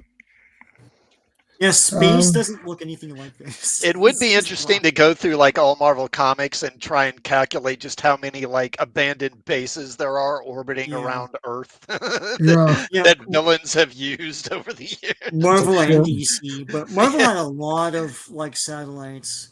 God. With their own like built-in gravity and everything. every few years, one of them would come down, like that Soviet satellite, I guess. Yeah, came down last week or whenever it was. Yeah, just like falls. It's like, oh shit. Cool little pinups here for each guy presenting Hercules. Here's the blueprints. cool. Yeah, those cool maps they show. Yep. Here's that guy. There's Jarvis right there. This is like Google Earth, and then they took a picture, and then while they took the picture, Jarvis was doing something. Oh man, all the three ladies are on one page. Come on, they could have. Yeah. They could have like spread them out. Here's the Avengers, the old Avengers, and the new Avengers. You're missing guys, but sure. This looks like Super Friends. All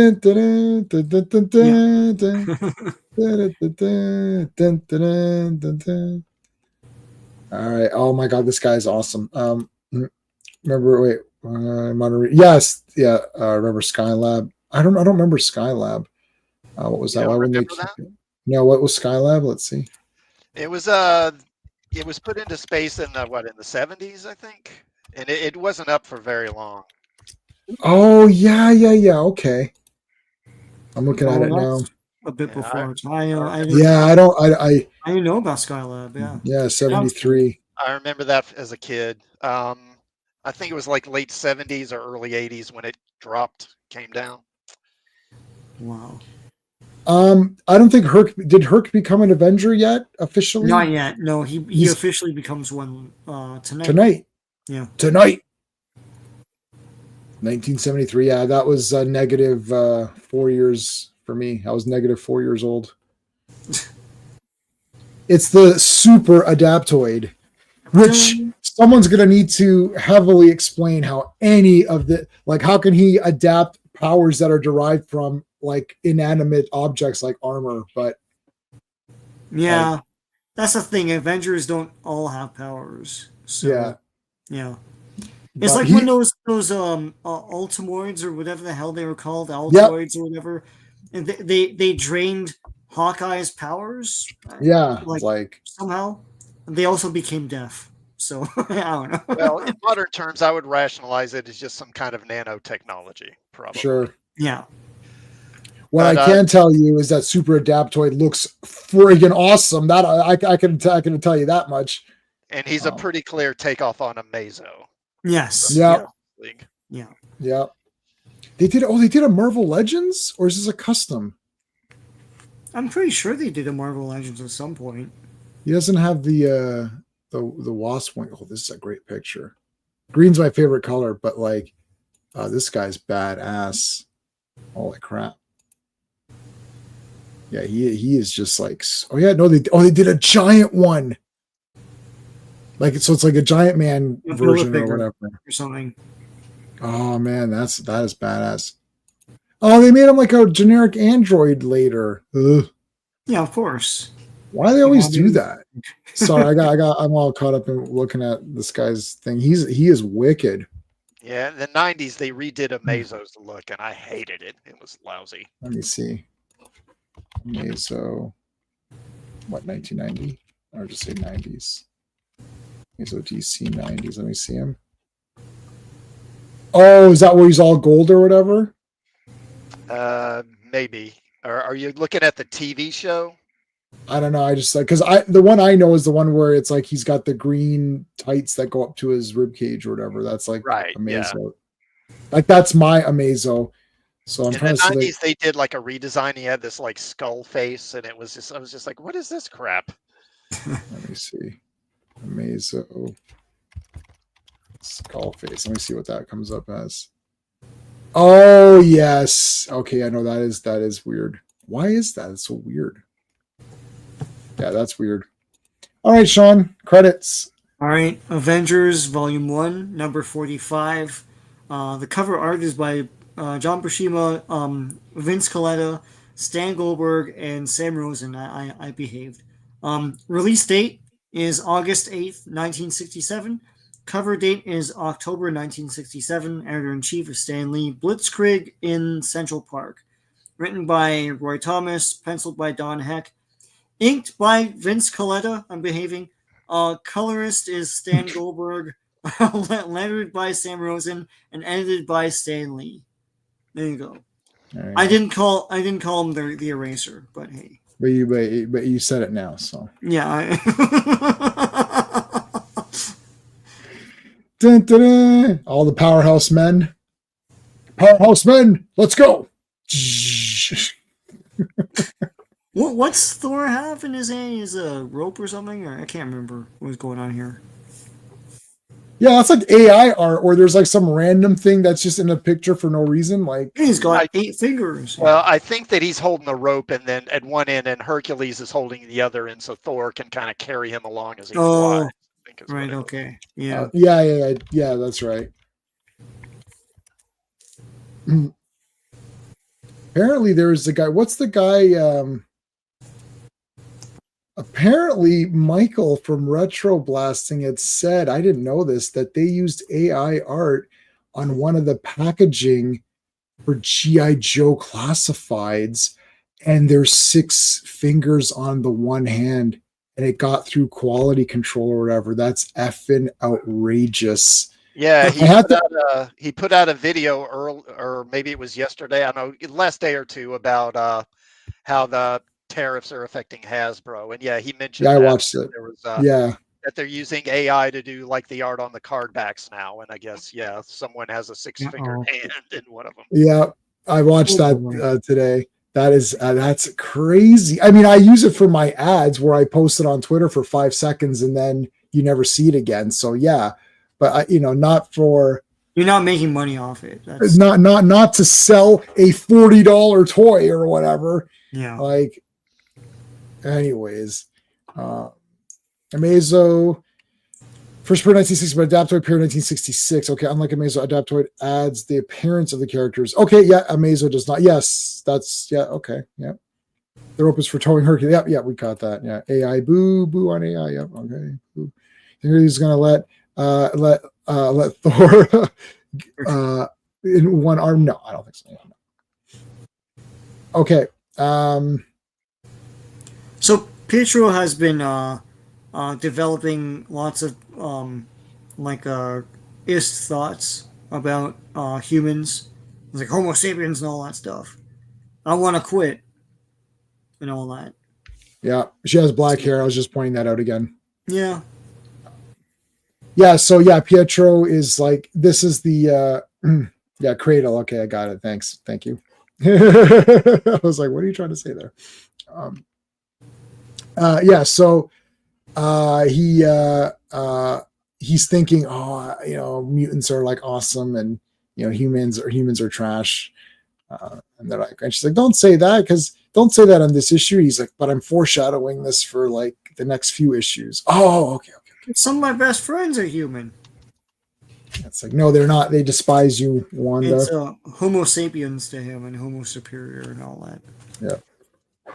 I mean, I'd be a mutant in 5 seconds. Like, what's my power? It's like, let me choose my power. Okay. Meeting up all the people here. We're all doing great. Yeah, we're doing this big photo shoot or something. I can't remember what this was. Yeah, it's Comic-Con or whatever. It's like Avengers Con. we're gonna come here and meet everybody, and then who's this guy lurking in the back? Could this be someone who adapts to things, who's very super, and who's an android? I don't know. Like, oh my god, it's a super adaptoid. What? Oh shit. Here's the backstory of him. tried to like sit on Captain America, and then he threw him away. Yeah, there's Tales of Suspense. Yeah, I remember reading all that. It's like they're all action packed and awesome. All those Cap stories. Tales of Suspense, they're Yeah. good. Yeah. It's always odd that the public feared and hated mutants, but not people like Spider-Man. I know, yeah. Yeah. Or Thing, who's like crazy Yeah. looking, you know. All right, so just a quick recap there for your super adaptoid people who didn't read everything. Back to this big photography. Oh, she's in the hospital. I hope she's okay. Blah, blah, blah. That's Black Widow who's in the hospital. Lazy ass. Get up. Do something. Yeah. Walk it off. Walk it off, Black Widow. God. This is why they replace you later. So anyways, Wasp shows up in her fancy schmancy car and her big outfit. Like, oh, I've got glittery outfits. Everyone's like, well, Wasp, your power is looking good. She's like, yeah, that's right. Look.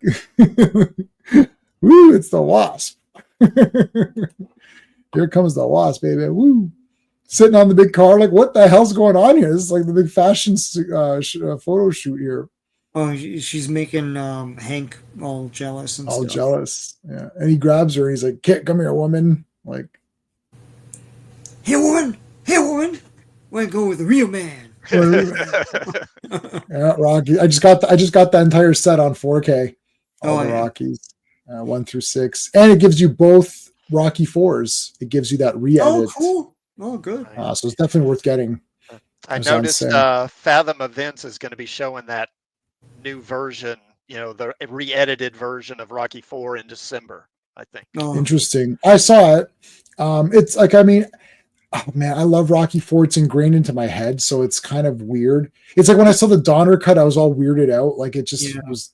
Yeah, it's a document of its time. If you take out the silliness, and what is it, right? Yeah. I don't know. Oh yeah. He's proposing to Black Widow. Yes. Aside from taking out the robot, because they took the robot stuff out, right?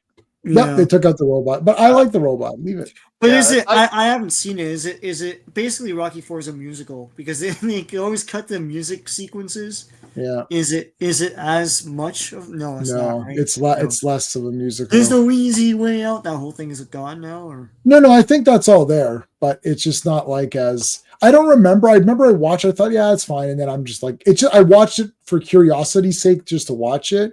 Yeah. And then I'm never gonna watch it again. Like Donner Cut, I've watched like once or twice just to watch it, and then I'm never. It's not a completed movie. It's neat to see like all this extra footage. It's cool. Yeah, but like it's not a movie to me. Yeah. Yeah, I wish they could put the Jarrell parts back in, and that's really all. That's and the fight's longer, so obviously the fight would be better.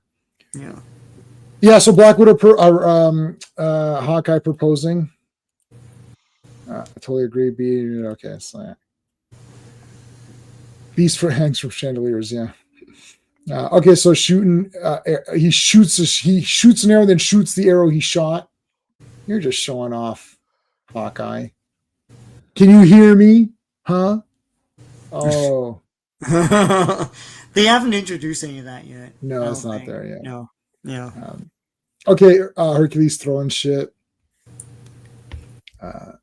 It's like he likes Wanda. I mean, there's a lot of this is like kind of like just they're just there. We're renting guys out now. It's like all the classic guys are going away. Yeah, I have to leave this comic for a little bit to Asgard. I got my own comic. We gotta get back to our solo books. Yeah, those solo books ain't gonna sell themselves. Yeah, we promoted this Avengers thing long enough. We gotta go back to. That's why I generally got team books because that always felt like I was getting more for my money. Yeah. Right. Yeah, this was Marvel Universe, the comic book, because it's like any guy they wanted to promote up, they just, put them in here. All right, so here's I got a fully posable Wasp figure. Yeah, that's funny. Look, it's the real one. It's a Hot Toy exclusive. Hot Toys. I bet you. So you could get photos with the Avengers. Her photo would cost more. It's like, oh, mine's $50 a photo. It's like, what? Thor's only charging $10. It's like, well, that's Thor. Does he have these curves? Like, come on. Yeah. Yeah. Avengers assemble! Dun, dun, dun. Assemble! Yay! So here's where they induct him into the Yeah. Avengers. Oh, Hercules. verily, I did not know it. Hercules, we know that you're exiled, and then you'll go back to Olympus later, but you kind of don't want to go because you kind of want to stay because you like Wanda, but she's going to go with Vision. But anyways, but why don't you just become an Avenger since you're already in the book and doing stuff anyways? It's like, okay, I accept thy glorious. And then the Adaptoid's like, God damn, I gotta adapt everybody here. And then this guy's got like arthritis back here, and he's like, shit, I just got arthritis. I didn't want to adapt that.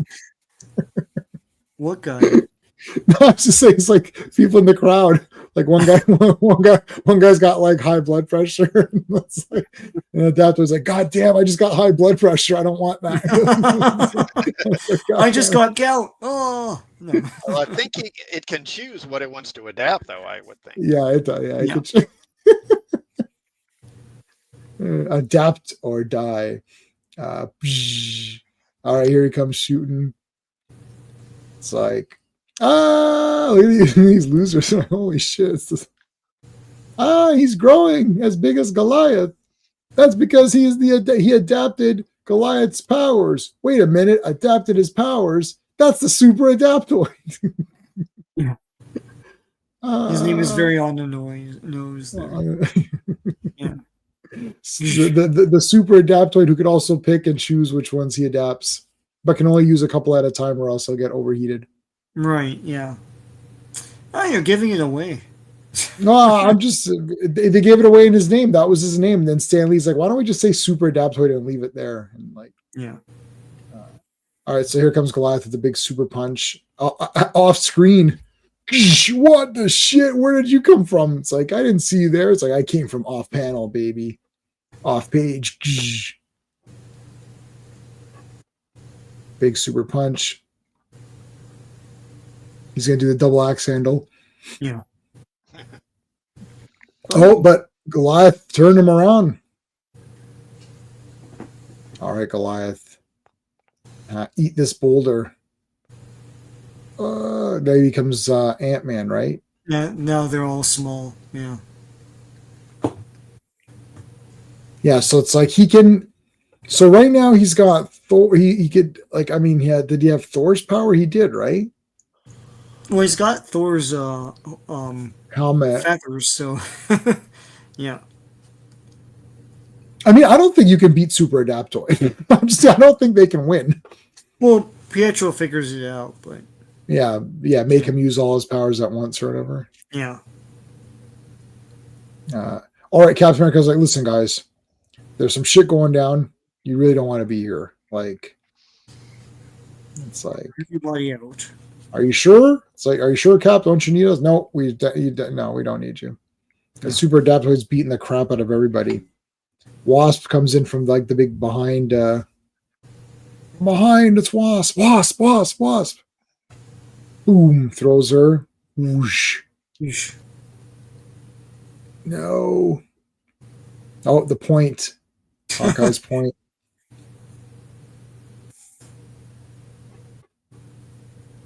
The thing should have really scared them.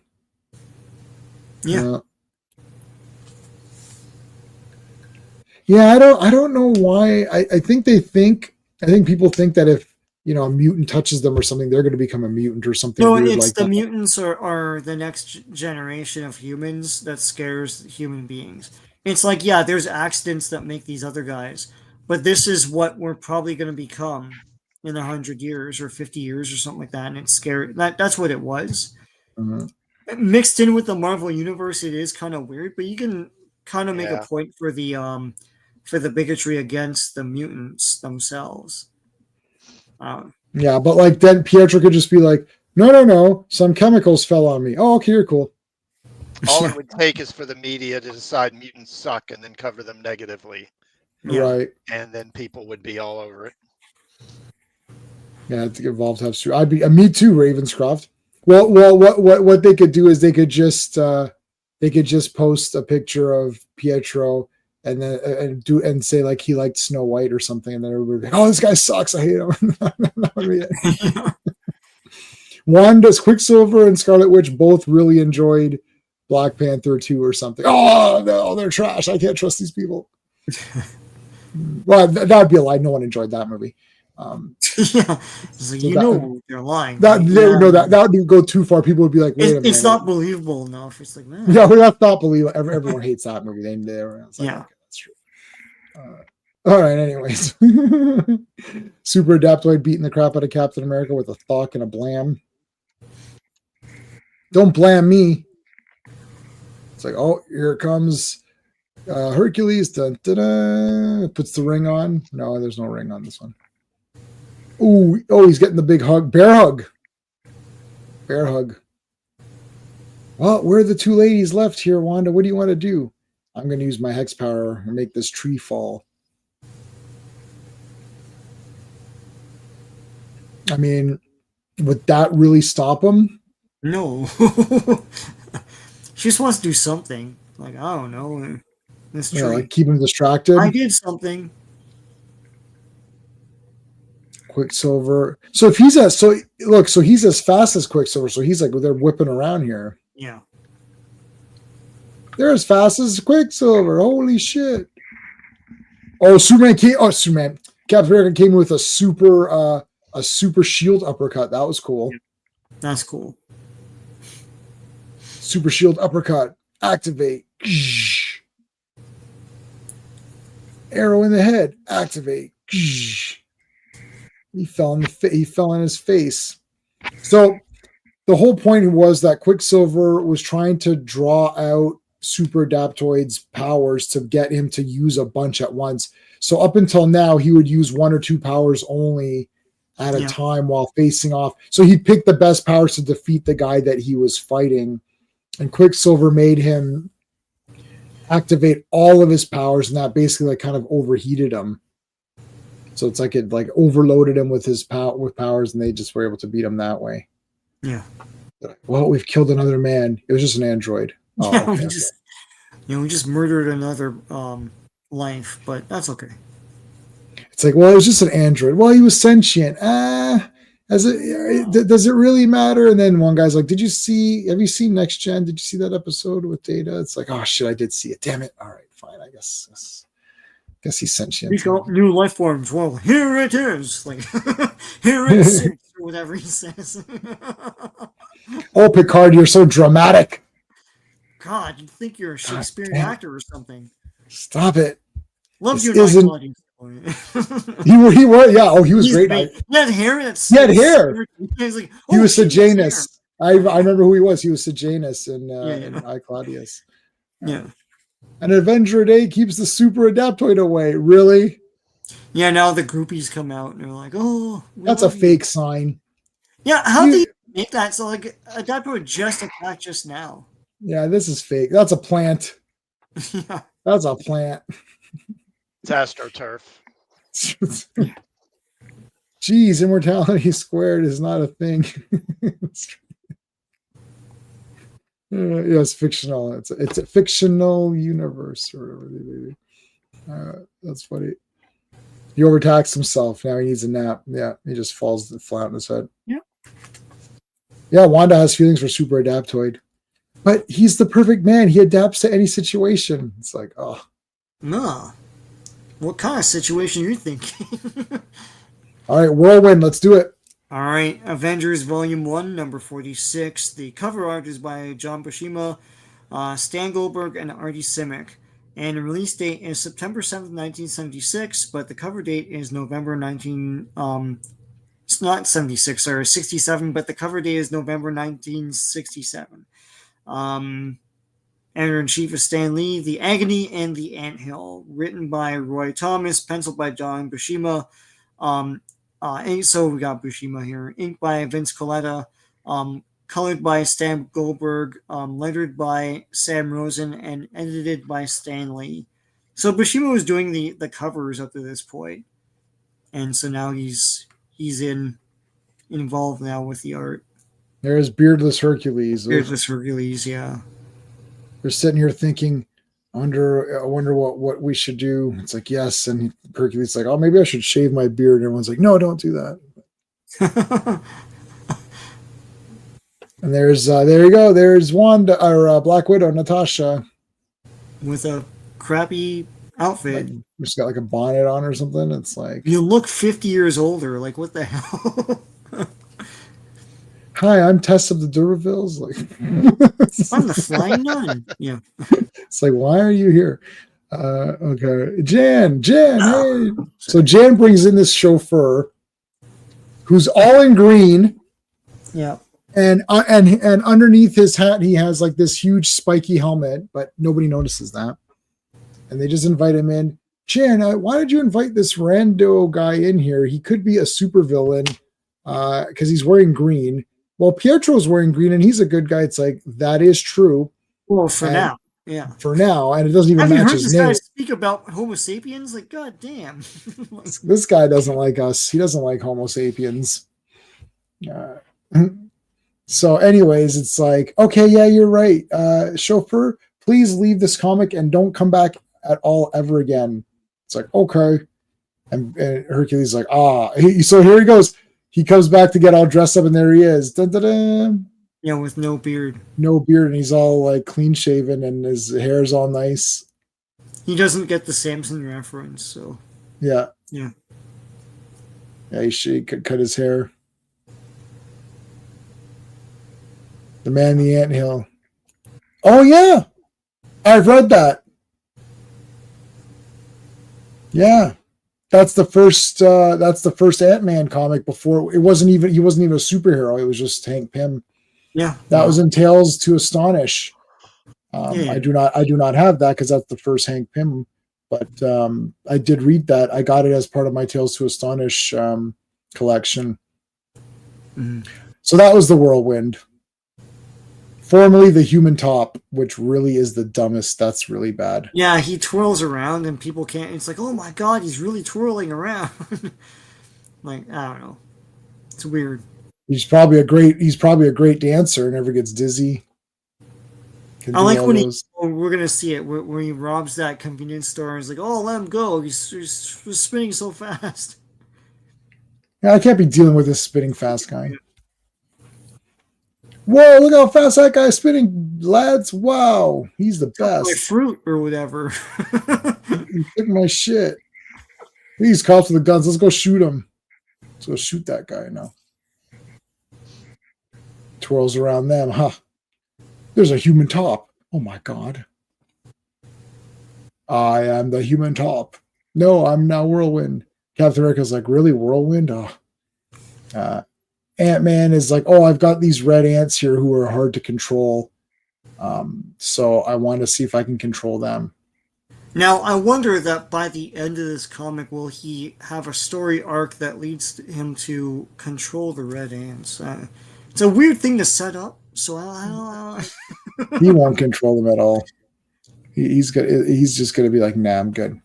Yeah. How come nobody wants the blue ants, eh? It just sounds like it's colorism. Yeah, it is. He's a colorist.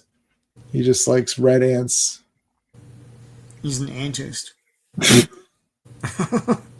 Anti-dentite or whatever.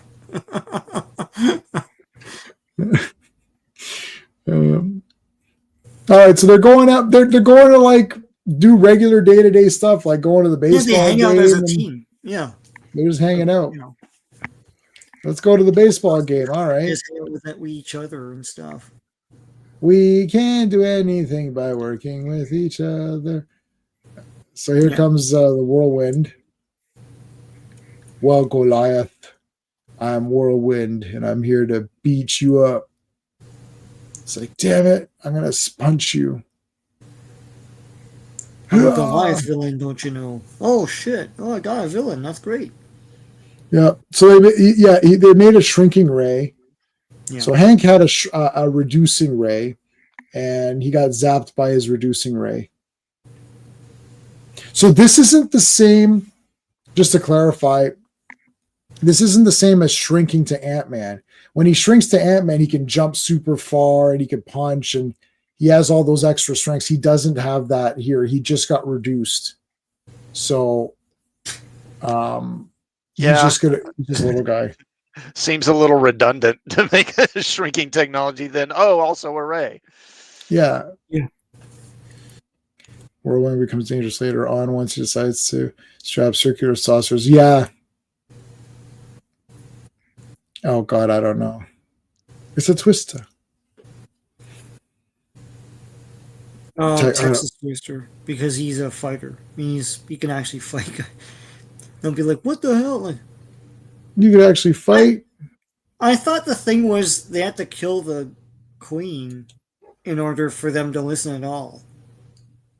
We'll get to it, but Yeah, they do. Really communicate with them. It's just they kill the one troublemaker, and then I think it's one of those things that kind of depends upon the writer. Yeah. Right. It's Yeah, like is he controlling?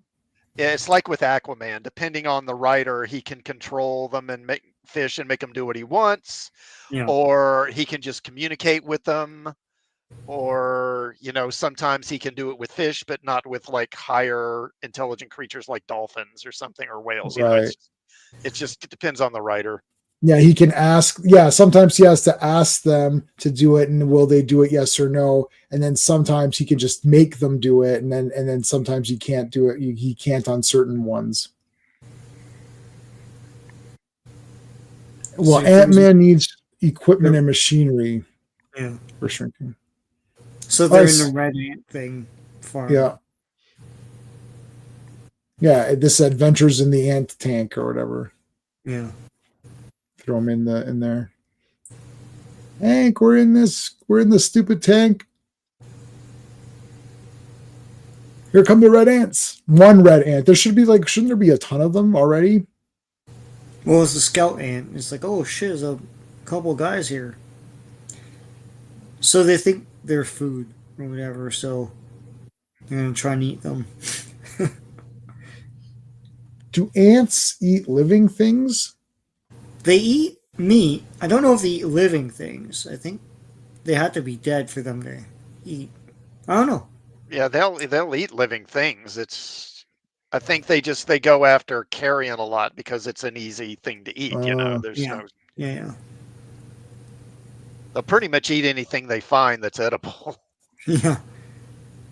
All right. Well, now I like how they find the edge of the tank. That's neat. Yeah. Hey, there's Whirlwind. Damn it, he's stealing my McDonald's coupons. No. He's bastard. Two can dine for $9.99. Two can dine. No, not the two can dine. That was our dinner. That was going to be tonight's dinner. Bastard. By candlelight. Oh, here comes more ants. She's like, ah. I had the bacon jalapeno the other day. It's freaking fantastic. I loved it. Oh yeah, it's like the limited one. Right limited. Yeah. Ants eat anything they can tear apart. Ants will attack and eat any living things and worms. All right, so they will eat anything. Except for Mom's meatloaf. Wah, wah, wah. Oh, Mom. Yeah. Even ants won't eat your meatloaf. Well, little Timmy, I'm going to kick the shit out of you now. It's like, oh, okay. Don't you know that other kids are starving in Japan, so eat it. Eat it. Don't you make me eat it. However, LinkedIn. Anyway, I can do the whole thing. Don't you tell me you're full, just eat it. Yeah.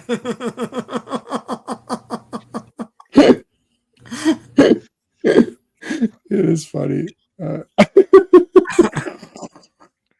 Oh God! All right. Okay, so doing the big punch in the ant in the mouth. Oh, what the shit! It's animal abuse, man. Oh my God! All right, so the game got rained out or something. They're gonna go to a baseball game, and they're like, oh, there's a hole. I guess there's something's afoot.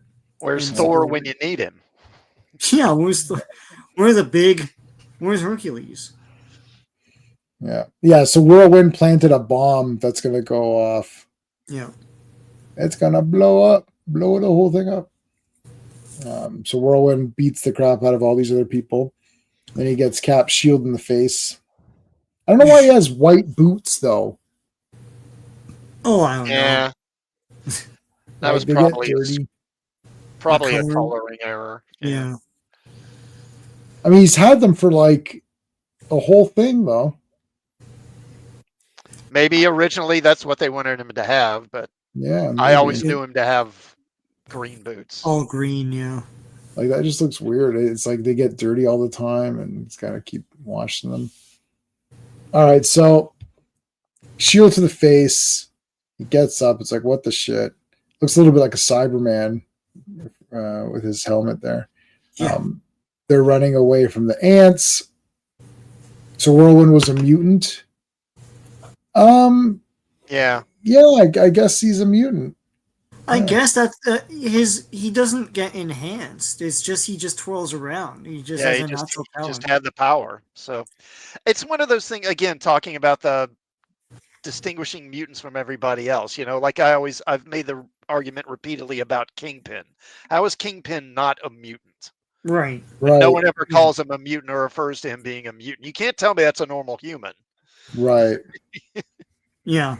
Well, Yeah, they had to retroactively say Namor was a mutant, but you don't associate him with the world of the X-Men. But just his nature, he's just born like that. So Yeah, because he's a hybrid. He's a Yeah. sort of hybrid Atlantean. yeah. Yeah. He's a mutant. The thing about Whirlwind, I always thought he was wearing armor that makes him do that. Because it gets super fake later. It's like, can make like, tornadoes and things. It's like that's not a natural, that's not him just twirling around, right? In the cartoon, like in the Iron Man cartoon, he's super fake. So, I don't know. Well, they're fighting off these ants. One grabs them. Jan's got this like little wire weapon or something. Yeah. So Nails him with she kills this thing. No More fancy. He wasn't bitten by a Tasmanian devil. No. Yeah. So how many ants died in this issue? Taz is a mutant. So there you go. Yeah, I guess so. Yeah. So she nailed that one. Now they killed the queen, and then now they can ride the ants. Yeah. She really looks like Mary Tyler Moore there. Yeah, I was thinking that too. You're gonna make it after all.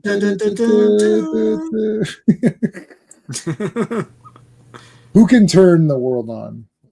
Okay. Yeah, so now they're just gonna ride the ants, but now he's got the edge here. He's got the edge, and he grabs some like electronics here, and he's gonna make himself sort of like a quickie helmet thingy. So I think he buried electronics in this farm or something. I can't remember, but yeah. So there you go. And meanwhile, Captain America is beating the shit out of Whirlwind. Yeah, poof, punch in the head. Whirlwind's like, damn it, I was supposed to be fighting Ant-Man, not Captain America. To go, come on. It's like, no, you're fighting America. Me.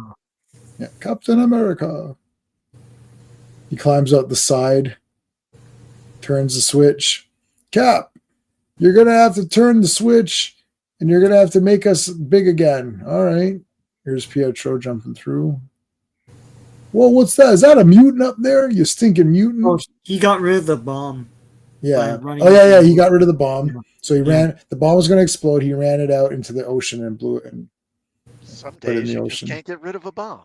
Some days you just can't get rid of a bomb. No, not a bomb. And it's like, damn it, that's a mutant up there. I can tell. That is stinking mutant. It's like, damn you. What's humans. the problem? Is so they know it's Quicksilver. It's like he ain't even an Avenger. But he was born like that, so I don't like that. But I love Thing and Spider-Man. He's cool. It's like, what the hell? Like he crawls around, he shoots webs. Yeah, spiders are like terrible. You know what you want. Yeah. Well, actually, for much of his history, Spider-Man was not beloved by the public. That's true. No, but that's mostly because of the Daily Bugle. Yeah. Yeah. But then, during the, because in the early 70s, they did a story where he Dr. Octopus killed Gwen Stacy's father, Captain Stacy, who was a cop. Yep. And Spider-Man was basically blamed for it. So for years, he was viewed as a cop killer by the public, and the cops hated him, and the public hated him. I had the comic Death of Captain Stacy, where he's hugging him on the cover or whatever, and then I gave that away to like some kid who like probably today doesn't give two shits about it. And it's probably thrown out, but anyway.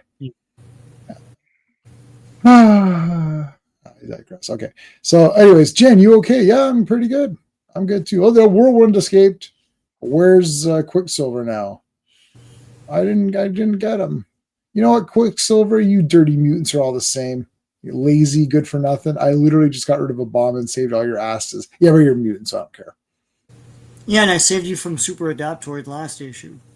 I don't care. I forgot. Yeah, I don't remember anything past 2 panels, so I don't know. It's Memento or whatever. Yeah. I can only remember one page at a time. What am I doing on this page again? I'm going to become Ant-Man again. Yay.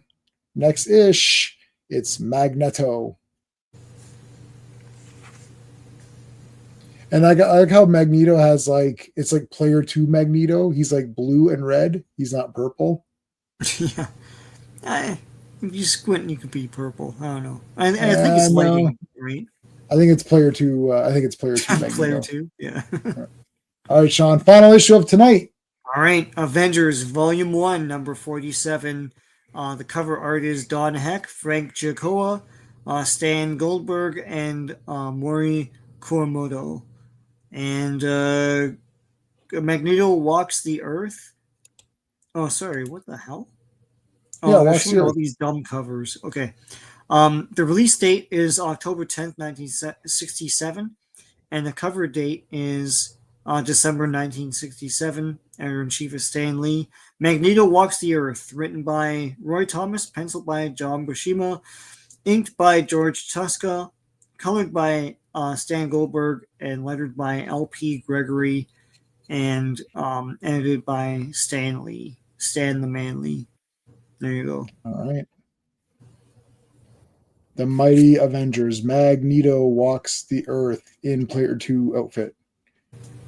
Toad, I've been stuck up here in this. I've been stuck here for a while now, in space or whatever, and I'm in my player 2 outfit. I'm not even in my main outfit. It's like blue.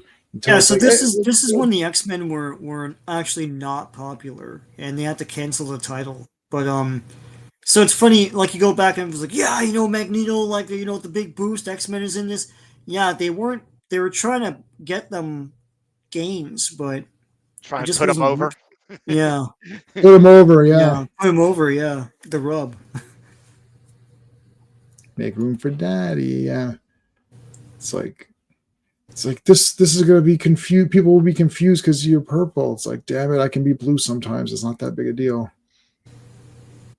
I know how awful it would be to be anywhere with Toad, yeah. Yeah. Master, you're the best. It's like, oh.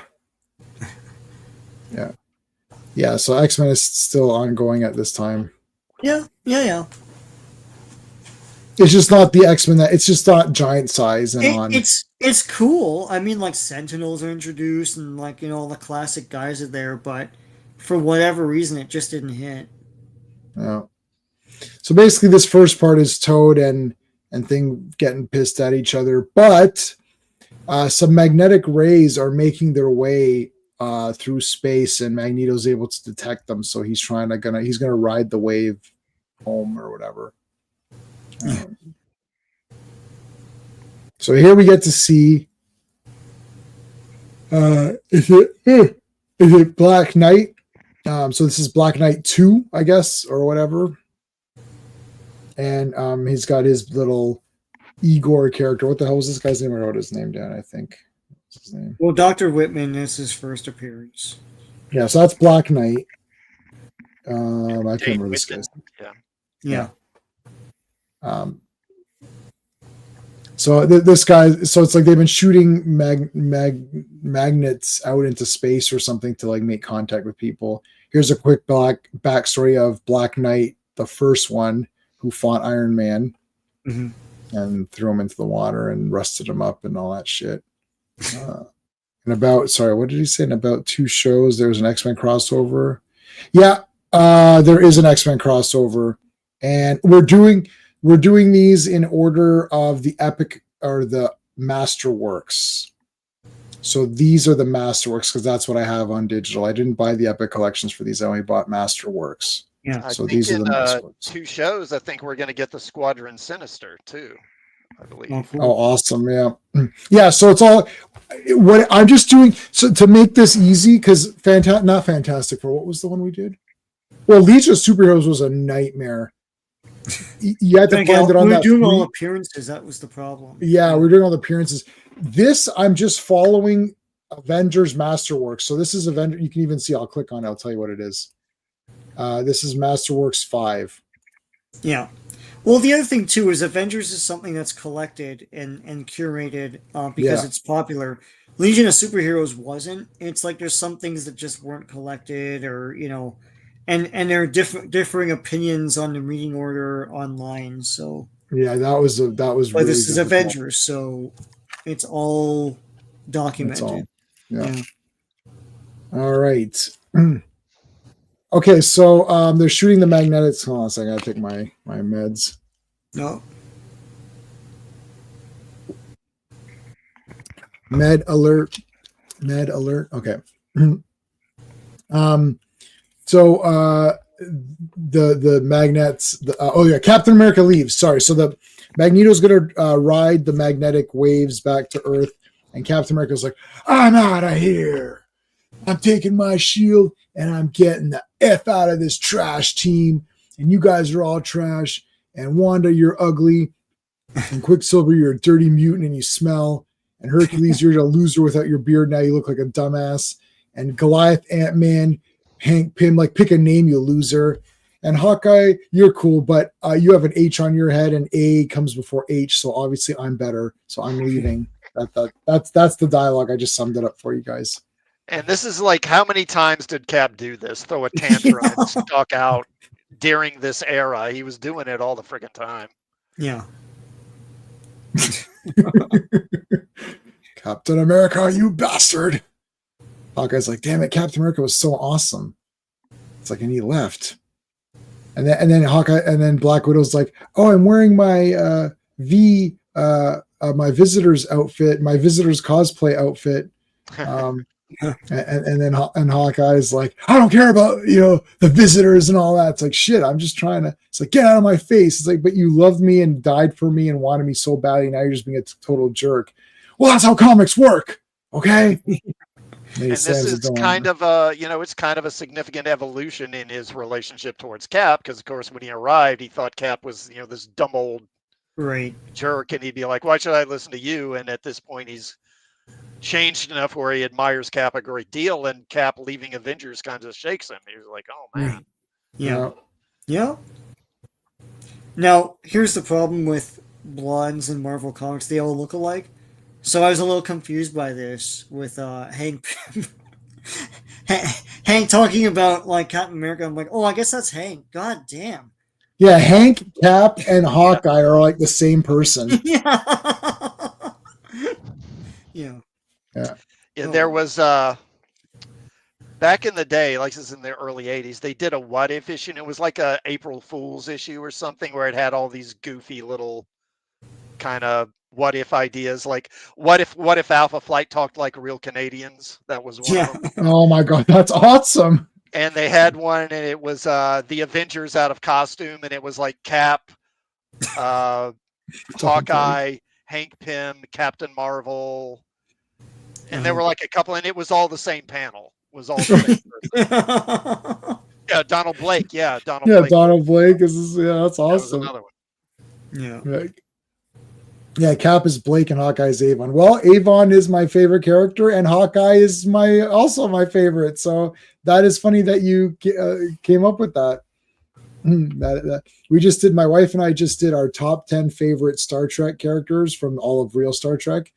And we actually have the exact same top 10, except who's the one difference? I think she has Riker in her top 10, and I have Data in my top 10. and she doesn't have Data in her top 10, and I don't have Riker in my top 10. But I'm like, how can you not have Data in your top 10? Like, but she's like, well, I don't like Data as much as you do. I'm like, well, that's obviously from your top 10. But we actually had the same, and then Trip is I think Trip is in the same like line. Yeah. Like we had, yeah, but all our top two guys are reverse, Spock and Kirk, and I like Spock Kirk. She likes Kirk Spock, and then Trip we had the same. And then everyone else is exactly the same except for those two exceptions. So 9 of our characters are exactly the same. That was awesome. I'm like, well, this is like such a weird coincidence. Yeah, Riker kind of sucks. Like now that when I went back and watched TNG again, is all he does is yell at people. Like, no way, Sean. No way. I went back and I was like, Riker greater than Picard. I can't take Picard. Picard is, you don't want to do my tier ranking on Star Trek. People are going to friggin' lose their minds. Like, Picard is like super low for me. I just can't. He's yelling at me. He just doesn't do anything. I feel like he doesn't do anything. I'm like, I got to watch again. I just got the Blu-rays of Next Gen. I haven't watched it in a while. I've only seen it about 3 or 4 times each. So, like Deep Space Nine, I've seen 7 times or something. So I'm good with Deep Space Nine. I got to watch these other ones a bit more. Well, I'm one of those people that ever since I first saw Chain of Command when it first aired, I always thought that Jellicoe was the one in the right, and that Riker and the Enterprise crew were basically being jerks. Jerks.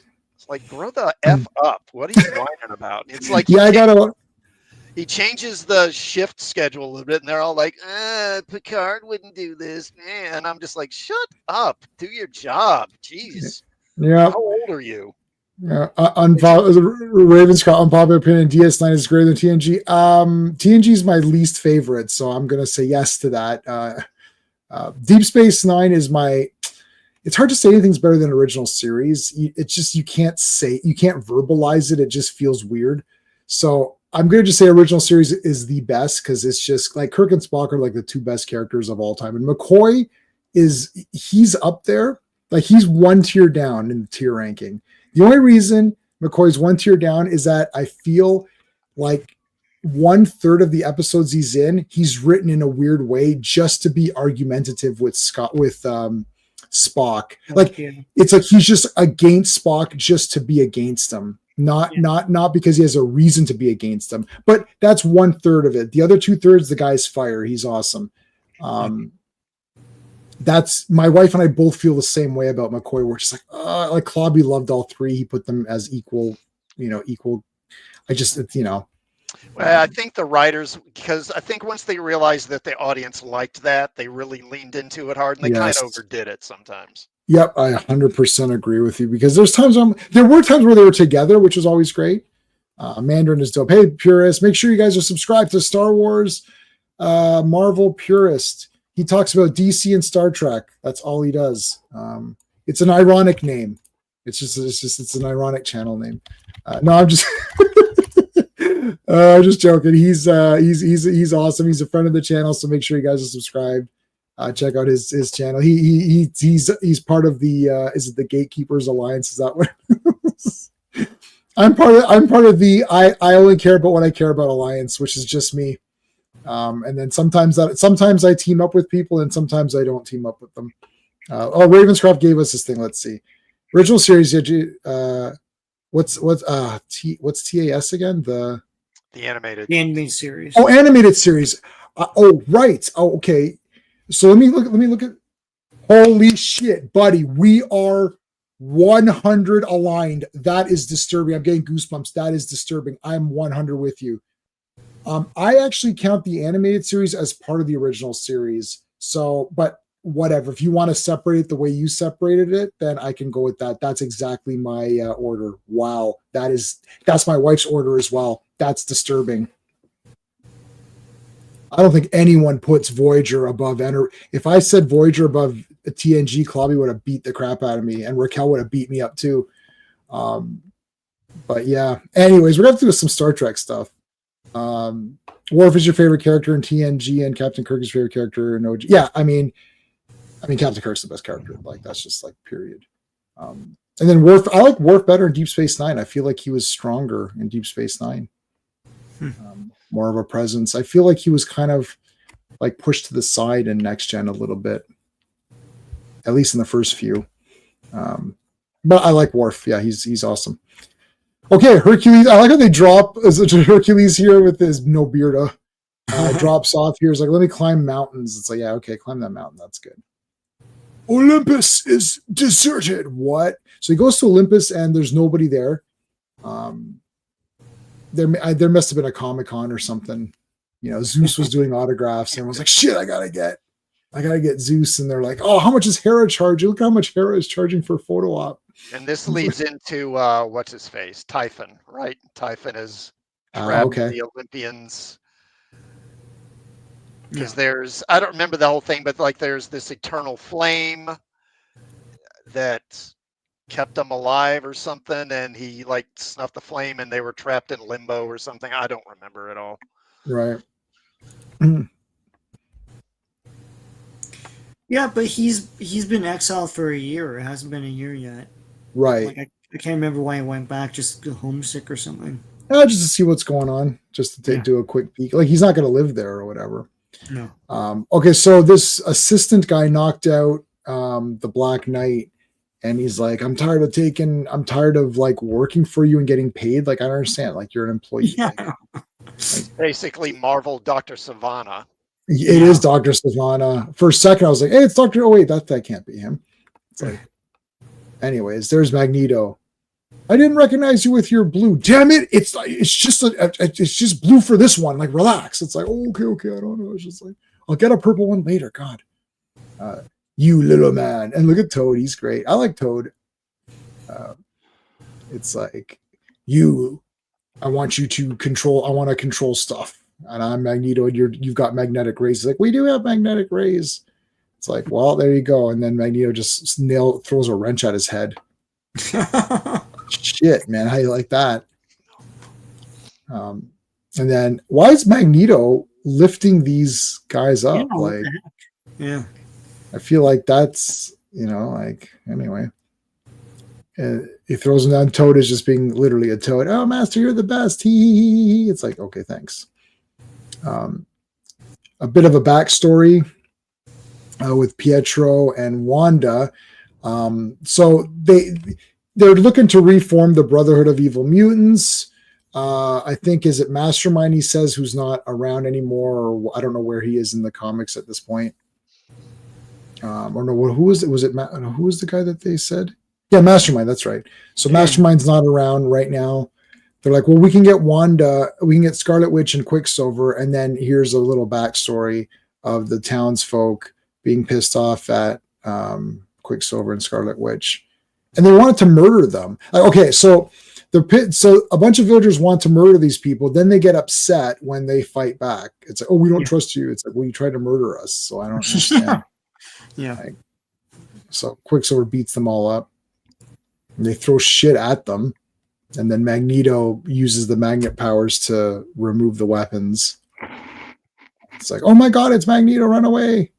And how come in this flashback he's wearing blue? That seems weird. It's like, remember when I was player 2 version in the origin of you guys? It's like, no, I don't think so. But anyways, come back to this awesome castle and be cool with me here. So they come to find Magneto, and this is like basically an armored like warrior that Magneto's controlling, almost like a puppet. Yeah. Like, which is kind of neat, actually. If they just listened to Wolf, they would avoid a lot of problems. They never listen to that guy. Oh, same thing as everything else. Yeah, that's what Halle Berry said. Yeah. That's why they put all these pieces together in yesterday's quest over a decade later. Yeah. These are the same people that wanted to get Nightcrawler. You're right. Those were the same people. I recognize some of them. That would be funny if every time you see an angry mob of villagers, it's always the exact same village. There's only one village like that. Yeah. Or they just keep moving. We're going to move to somewhere where there's no mutants, and they all pack up and move, and they're like, God damn, another mutant's like, oh. It's like, it's like the property values are going down with these mutants everywhere. These big guys come in. This guy's also these gladiator people, and there's Magneto controlling him. Yeah. Toad's like, wow, Master, you control those guys pretty awesome. It's like, shut up, Toad. It's like, I'm just saying. Like, what's your power even? Like, what the hell? What is Toad's power? His tongue and jumping? Well, Or the just tongue is a jumping. movie thing, I think. He Yeah, doesn't you're have right. He doesn't have the tongue yet. I think they Yeah. added that in later after the movies The came out. movie. Yeah. He basically just jumps. Yeah, he leaps or whatever. God. Kind of useless. Yeah. He's basically just there to kiss Magneto's butt. Now imagine he had entered the Olympics, he'd definitely be like, he'd definitely win. Yeah. They are the kids of the people carrying the torches in the Frankenstein films. Yes. He's got to throw them into the ocean. That little girl should have swam. What a loser. So it's the parents' fault. They should have taught her how to tread water. Like waterproofer. God damn. But damn, man, I learned how to tread water immediately. All right. Magneto. So you're the one doing all this bullshit. It's like, well, yeah, they're being controlled by someone who can control metallic objects. So what did you think? It's like, that's true. We should have really pieced that together ourselves. Yeah. Join me and we'll kill all the humans. And they're like, well, humans are pretty shitty, but we kind of like them and we don't kill anybody. Well, my best friends are human. Yeah, we don't kill humans. Did you not see the Mandarin get sucked out into space? There is that. It's like, how many other guys have you killed during this thing? It's like, okay, so you got us there on a technicality, but we're not starting now. We're not killing any humans. Starting now. No. It's like, oh my God, their unspoken goal, the destruction of Quicksilver and the Scarlet Witch. Who's the artist again? It's Bushima, no? Yeah. Yeah, I believe so. It looks like his. It's been Don Heck up until this issue. Until last issue, I think. Oh, until last issue? Okay. Yeah, I think so, yeah. Power's toading. Yeah, he's a toad. Toad up. Whoa. These guys can't hit Quicksilver. There's no way. Like, Quicksilver should literally, just dismantle all these people. Yeah. Quicksilver, speedsters are, incredibly powerful. Yeah. You really need to come up with, interesting ways to defeat. They can't just be like, oh, wow, they almost got me there. What do you mean they almost got you? How? They're lumbering. Just trip them or something. You can defeat them, but, their abilities are pretty crazy. They can phase through things, and it's nuts. Yeah, it is nuts. Yeah, create whirlwinds, and yeah. All right, so Magneto ties up the Scarlet Witch. Toad says, "Yes, Master, you're the best," and they nailed them both. And next, the Black Knight. Da-da-da. This is a great cover, and Black Knight looks bloody awesome. Yeah. So there you go. So He's holding his lance wrong, but sure. Oh no, you're right. It's like, the handles. What is this, AI in 1967? Oh no. That's a big time. That's a big time fail. Yeah. That's what the French call le fail.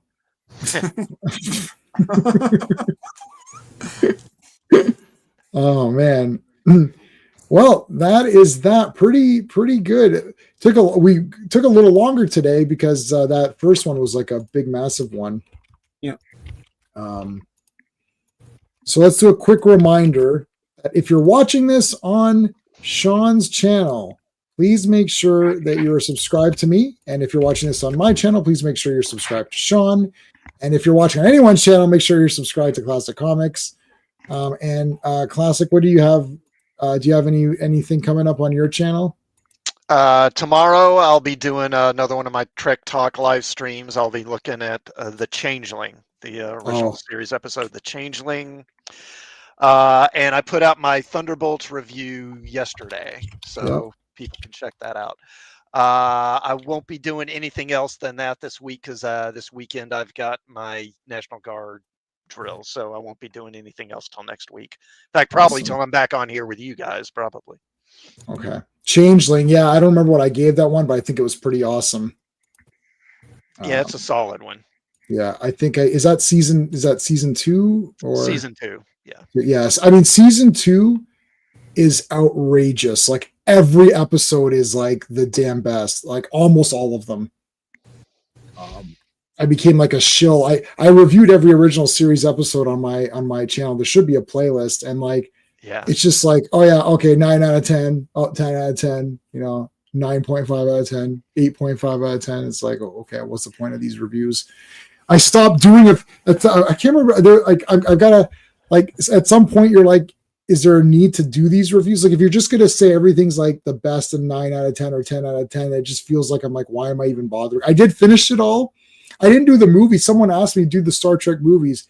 I legitimately think the first movie is 10 out of 10. It's one of my favorite science fiction films. I love it. I legitimately think part 2 is 10 out of 10. I legitimately think part 3 is 10 out of 10. I think part 4 is 10 out of 10. And I think part 5, I have to rewatch part 5, but it's probably like an 8 out of 10. I like part 5. And part 6, like a 9 out of 10. So there you go. I just did it for everybody. Like, I know for sure the first 4 are all 10 out of 10 for me. 5 and 6, I need to rewatch and scrutinize more. But yeah, the TNG ones are kind of like rocky, but yeah, I don't really care about any of them that much, but they're okay. Yeah. So there's my reviews. How's your enthusiasm, which is a rarity on YouTube? Yeah, that is true. Yeah, I know. It just feels like, it's like, is this guy just like, am I getting paid by, like, to say all this? But not with the old movies I'm talking about. But like, yeah, I don't know. Motion picture.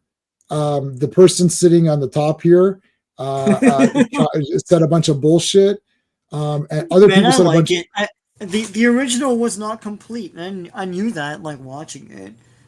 Director's cut, that was my first DVD. It's pretty awesome. So, and then they had to re-digitize it because that was never made as high def. Yeah, I have it on 4K. So now they made that into 4K, which is pretty cool. It's absolutely I got the making of book. I got the art book for it.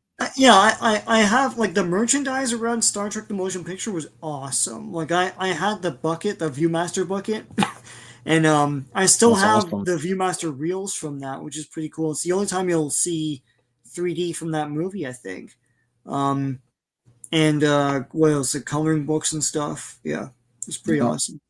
Let me do the poll because I forgot last time.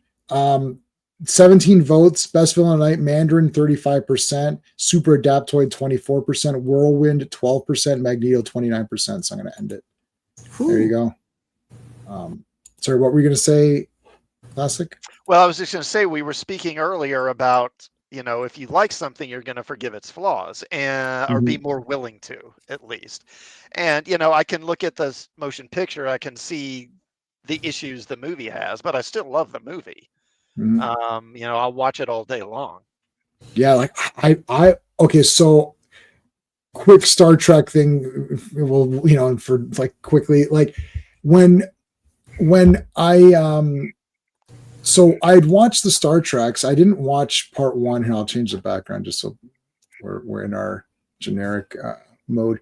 But like, I watched part 2, which is obviously awesome. I watched part 3, which is super awesome. And I watched part 4, obviously, which is super awesome. I never saw 5, and I saw part 6, which I thought was awesome. So then I never saw 1 and 5. And everyone said, well, 5 was terrible, blah, blah, blah. And then everyone said part 1 is boring and whatever, and it's just kind of whatever. I was like, okay. So then I bought the DVD set, and it was all the movies. And I still didn't watch 1 and 5, I think. But then finally one day I was like, let me watch like part 1. And I was like, I've got to watch it. Like, I mean, I bought this set. Like, what am I doing? I just bought this, and then I'm not watching it. Like, it doesn't make any sense. So I watched it. I was like, holy shit, this is freaking awesome. I was like, this is my favorite of all of them. Like, I love it. See, Joe Dog, you got to go. Take it easy, man. I loved part 1. I was like, I love slow science fiction films, especially from that time. Anything like Andromeda Strain is one of my favorites. 2001 was like my second favorite movie. So I loved all of these, and I watched. I was like, wow, this is so cool. I loved every second of it. I didn't think it was boring. I thought it was genius. And then I was like, okay, hold on a second. Everyone said part 1 was a big pile of shit. I was like, okay, I gotta watch part 5 because everyone says that's a pile of garbage. I'm like, are they wrong on that? Yeah, they're all wrong. It's awesome. And it's like, oh, there's some cheesy stuff where they're singing. I'm like, oh, right. There was never anything cheesy at all, ever, never, ever in the original series at all, ever. There was never cheesy singing. There was never cheese parts, laughing it up and being goofy. That never happened in the original series ever at all, except for like all of season 3. So it's like, okay, I mean, I don't understand. I don't see anything stupid in that movie at all. I thought it was awesome. Cybok came in. Oh, why does he have a brother? It's this random brother. Spock doesn't talk about his family.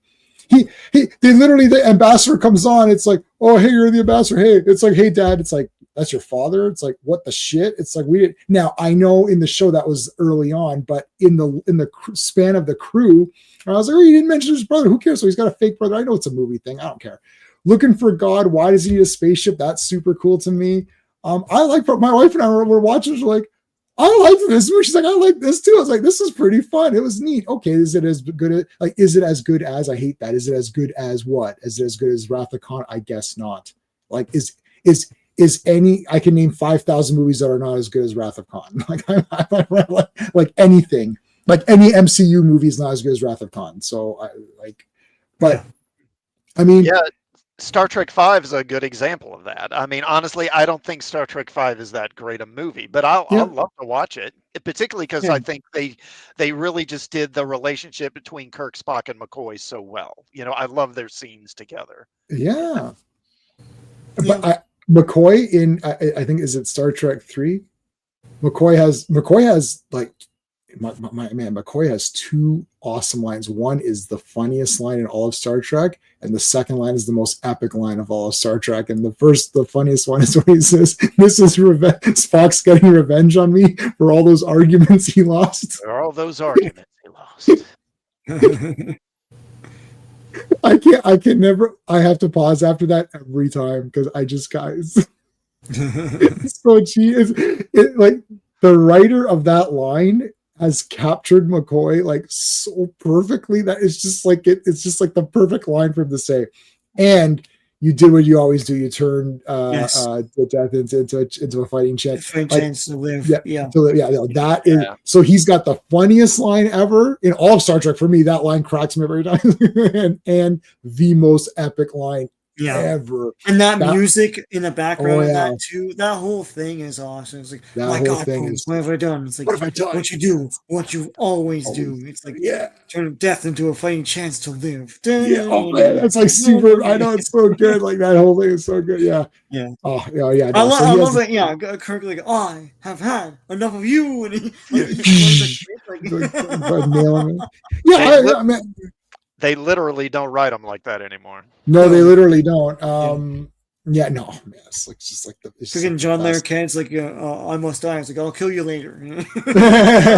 I love the moment where they're at the camping, they're doing the camping thing, and when McCoy says the line about, we spend all that time on the ship and we're all cooped up and we're getting on each other's nerves, and then when we have free time, what do? We all spend it together. Yeah. And he says, other people have families, and Kirk says, other people bones, not us. Yes, not us. Yeah.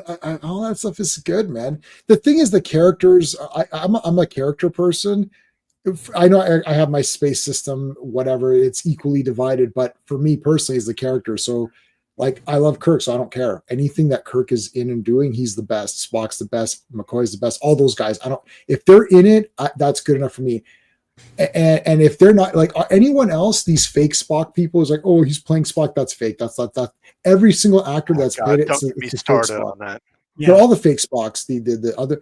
I don't care. And some people are saying, well, this one's not that bad. Sure, is it the fake Spock? Yeah, it's the fake Spock. So I'm not watching it. It's the fake Spock. Yeah, it's not real Spock. I don't understand. It's the fake Spock. I don't like anything. The real Star Trek. Whoever said it.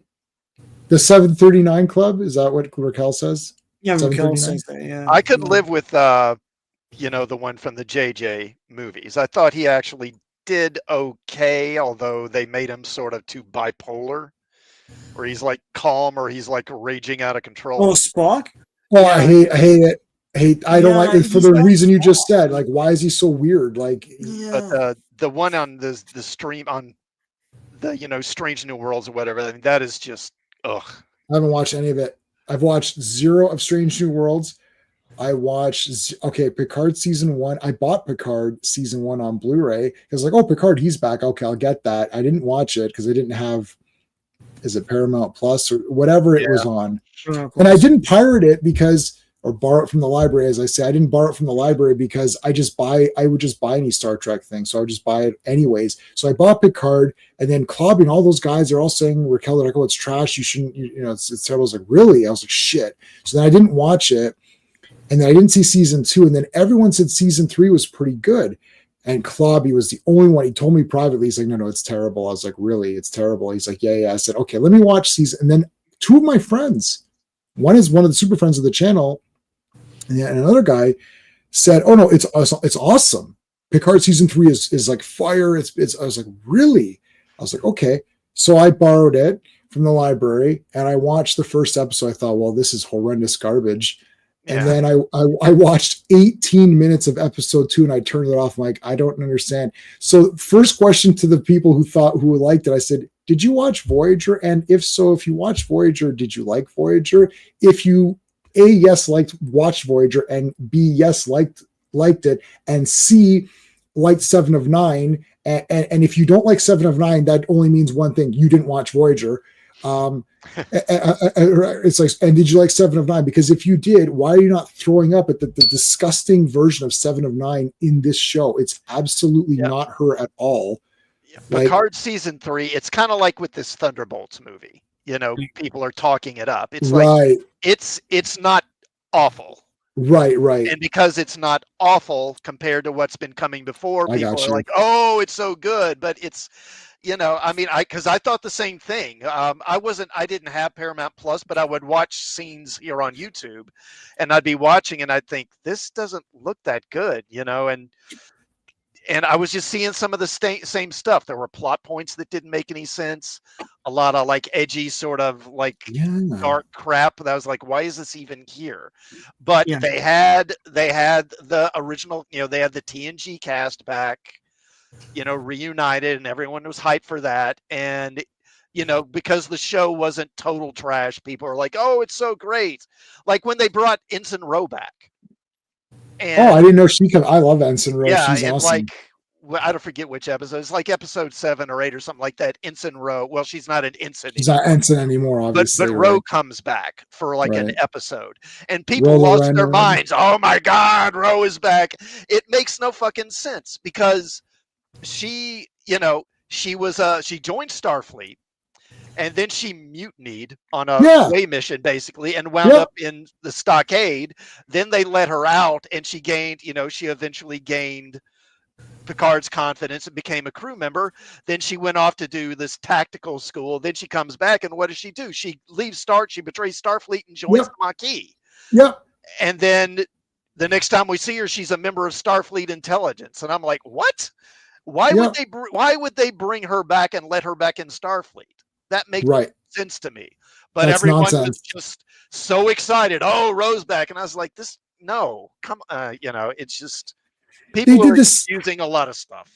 Yeah, no, that's why I did with 7 of 9. It's like, she's like the big astrometrics lab woman. She's literally always on time, super straight walk. Like, she's not going to be drinking the big booze and throwing her legs up on the desk and like, oh, I'm this big like bounty hunter woman. It's like, how did that happen? It's like I would have seen her become the head of some big science division or something, and have her like teaching people. And then if you want to bring her back, they have to go to her. It's like Indiana Jones. Like they go and say, oh, hey, we need your help, 7. Can you come help us? She's like, okay, I'll come help. Like, why is she a bounty hunter? This is all bullshit. She was not like that at all. And they're like, oh, she's exploring her humanity. Well, now she's become an idiot. Like, and Ensign Ro, I didn't even know that. And they also killed Echep, which I didn't know. Clobby told me this because I said I loved Echep. Yeah, my wife loves Echep. I don't know what the heck happened. Second viewing of Voyager, she's like, this is like the best guy ever. I was like, I don't know what happened. She just like died over him. And then Clobby told me, by the way, I know, because he knew this. He's like, yeah, I know your wife likes Echep. He's like, oh, don't watch it because he gets killed. I was like, what? And not only does he get killed, but he gets like tortured in a pretty horrific way. It's like it makes me barf. It's just like member berries only. Yeah, Clobby was pretty much right. He was right on, well, Star Trek, he was definitely right on a lot of the stuff, but the thing is that because I watched all of Star Trek at once, the first show I ever watched on TV was Enterprise, episode 1 Enterprise. Oh, really? when Enterprise started, I don't know what it's like 2000 or something. Yeah, 2002 or Yeah, 3 it or something like started that. in 2000. We Okay, knew so each other. Now I was it- getting disgusted with what they were doing in the second or third season with the Zindi, and he third, thought that was kind of cool. And I was like, yeah, this is kind of stupid. It got long in a tooth, but like, yeah, that was your first Star Trek. I remember that. yeah, that was my first Star Trek. So I've seen it a few times since. Season 1 and 2 are like 10 out of 10 masterpieces of Enterprise. Season 3, I don't like it, but I don't hate it. My wife is like completely done. She's never watching season 3 again. I will watch season 3. I still think there's some cool stuff in it, but it went on way too long. Season 4 back to form. Yeah, season 4 is good. Like After the last episode, yeah. Well, no. What? Oh, you mean the last episode where everyone's That doesn't together at the exist, end? yeah. Because the alleged last episode that you may or may not be referring to doesn't exist and will never exist. That is never going to be viewed by these eyes or anyone in this house's eyes ever. It is included as a DVD extra on my Blu-ray set as a what if someone completely stupid made a Star Trek episode. That one is an extra feature that's never going to be watched again. The episode prior to this fake episode was a great ending. Yeah. Like it was beautiful. I was like, this is perfect. This is a perfect ending to this. Nice, wrapped everything up. You guys are, paved the way and all that. Yeah. I just want to say, like in defense of Star Trek V, I think Star Trek V has some good ideas and does a great job with all the themes. I honestly, when I was watching Thunderbolts, I felt that it was kind of a remake of Star Trek V because it's the same. It's like they're reliving their traumas and shit, just like McCoy and all that are doing it through Cyborg, but they don't go anywhere with it. All they do is just like, oh, depression is a thing, and let's hug it out, and that's it. And in Star Trek V, it's like the traumas make the person. Kirk even says, "I like my I want to lose this, right?" And they face God just like Thunderbolts face a God, but there's a cleverness to it. And even though people laugh at the, like, what does God need with a starship?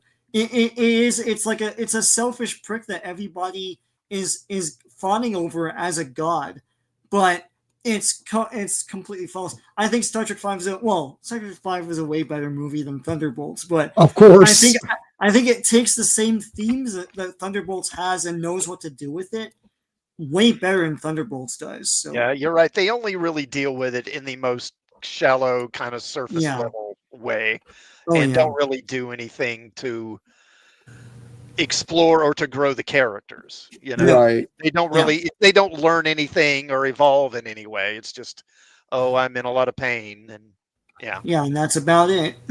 Well, we know that they can't write anything and figure it out. So I'll there you go. There's Star Trek V. The Final Frontier. There'll be another one, but I used to have that as a poster when I was a kid. Oh, I love it. I definitely want the Part 4 poster, but I do like this poster. I'm gonna get the Part 5 poster just to troll people a little bit too, because I heard about it's so true. It's like it's awesome. The Part 1 preview poster, which is a painting of the Enterprise, and it's kind of the under. Yeah, I know what you're talking about. That's awesome, man. That is neat. And it has the little squares of the guys at the bottom. Yeah. I wish I was going to my Star Trek folder. And my Star Trek folder is the Romulan. Like all my folders are not folders. They all have custom icons. Like if I see a regular folder, it makes me barf. I can't do it. I need to I have my logo. I made my logo as a custom icon for my folder for my streaming stuff. And then I did a player 2 version for my upcoming streams, which is like so I've got a white. I've got the same logo, the orange J, but it's a white J. So it's like I've got player 2 version. Anyway, so my Star Trek logo, my Star Trek folder is not the Enterprise or the Starfleet. It's the Romulans, because Romulans are like clearly the best. But anyways, did you see? I just saw a picture on Facebook. We'll say this and we'll get going. I just saw a picture on Facebook of.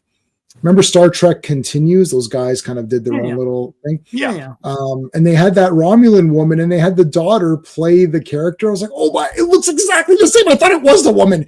I saw a picture. I was like, wait a minute, is that the woman? I was like, wait, that can't be her. She must be past. She would have been. Yeah, they got her. I forget the actress' name, but yeah, they got her. Yeah, I remember when I watched it, I was like, wow, she really looks like the original actress. It is the actor. I wondered if she wasn't her daughter because she looks so similar. Yeah, it is the daughter.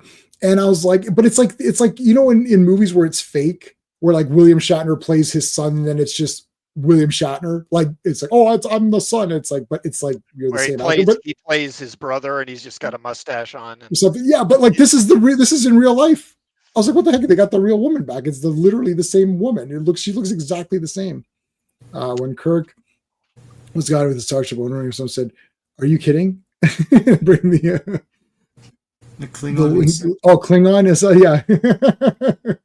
Trouble with Tribbles full circle. Well, listen, I mean, look, I like Trouble with Tribbles too. That's all good too. All right, Sean, what you got going on your channel?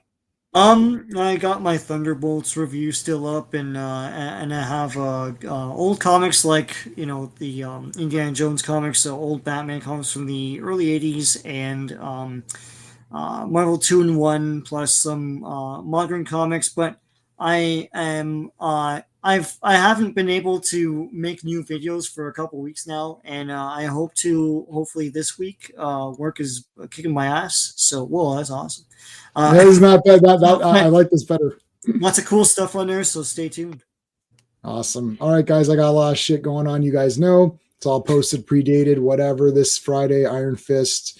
Tomorrow, I'm going to be on Wrestling with Horror, talking about Prince of Darkness. Wednesday, I'm going to be on the Action Elite, doing the Beekeeper versus a Working Man. So 2 Jason Statham movies where he plays a regular guy and then has to beat these bad guys, which is really every Jason Statham movie, but we're talking about just these two. And then Friday, of course, Iron Fist. So there you go. Thanks to everybody in the chat. Thanks to all the super friends. We appreciate it. Thanks to Classic for being here. We'll see you guys hopefully on Friday. Until next time.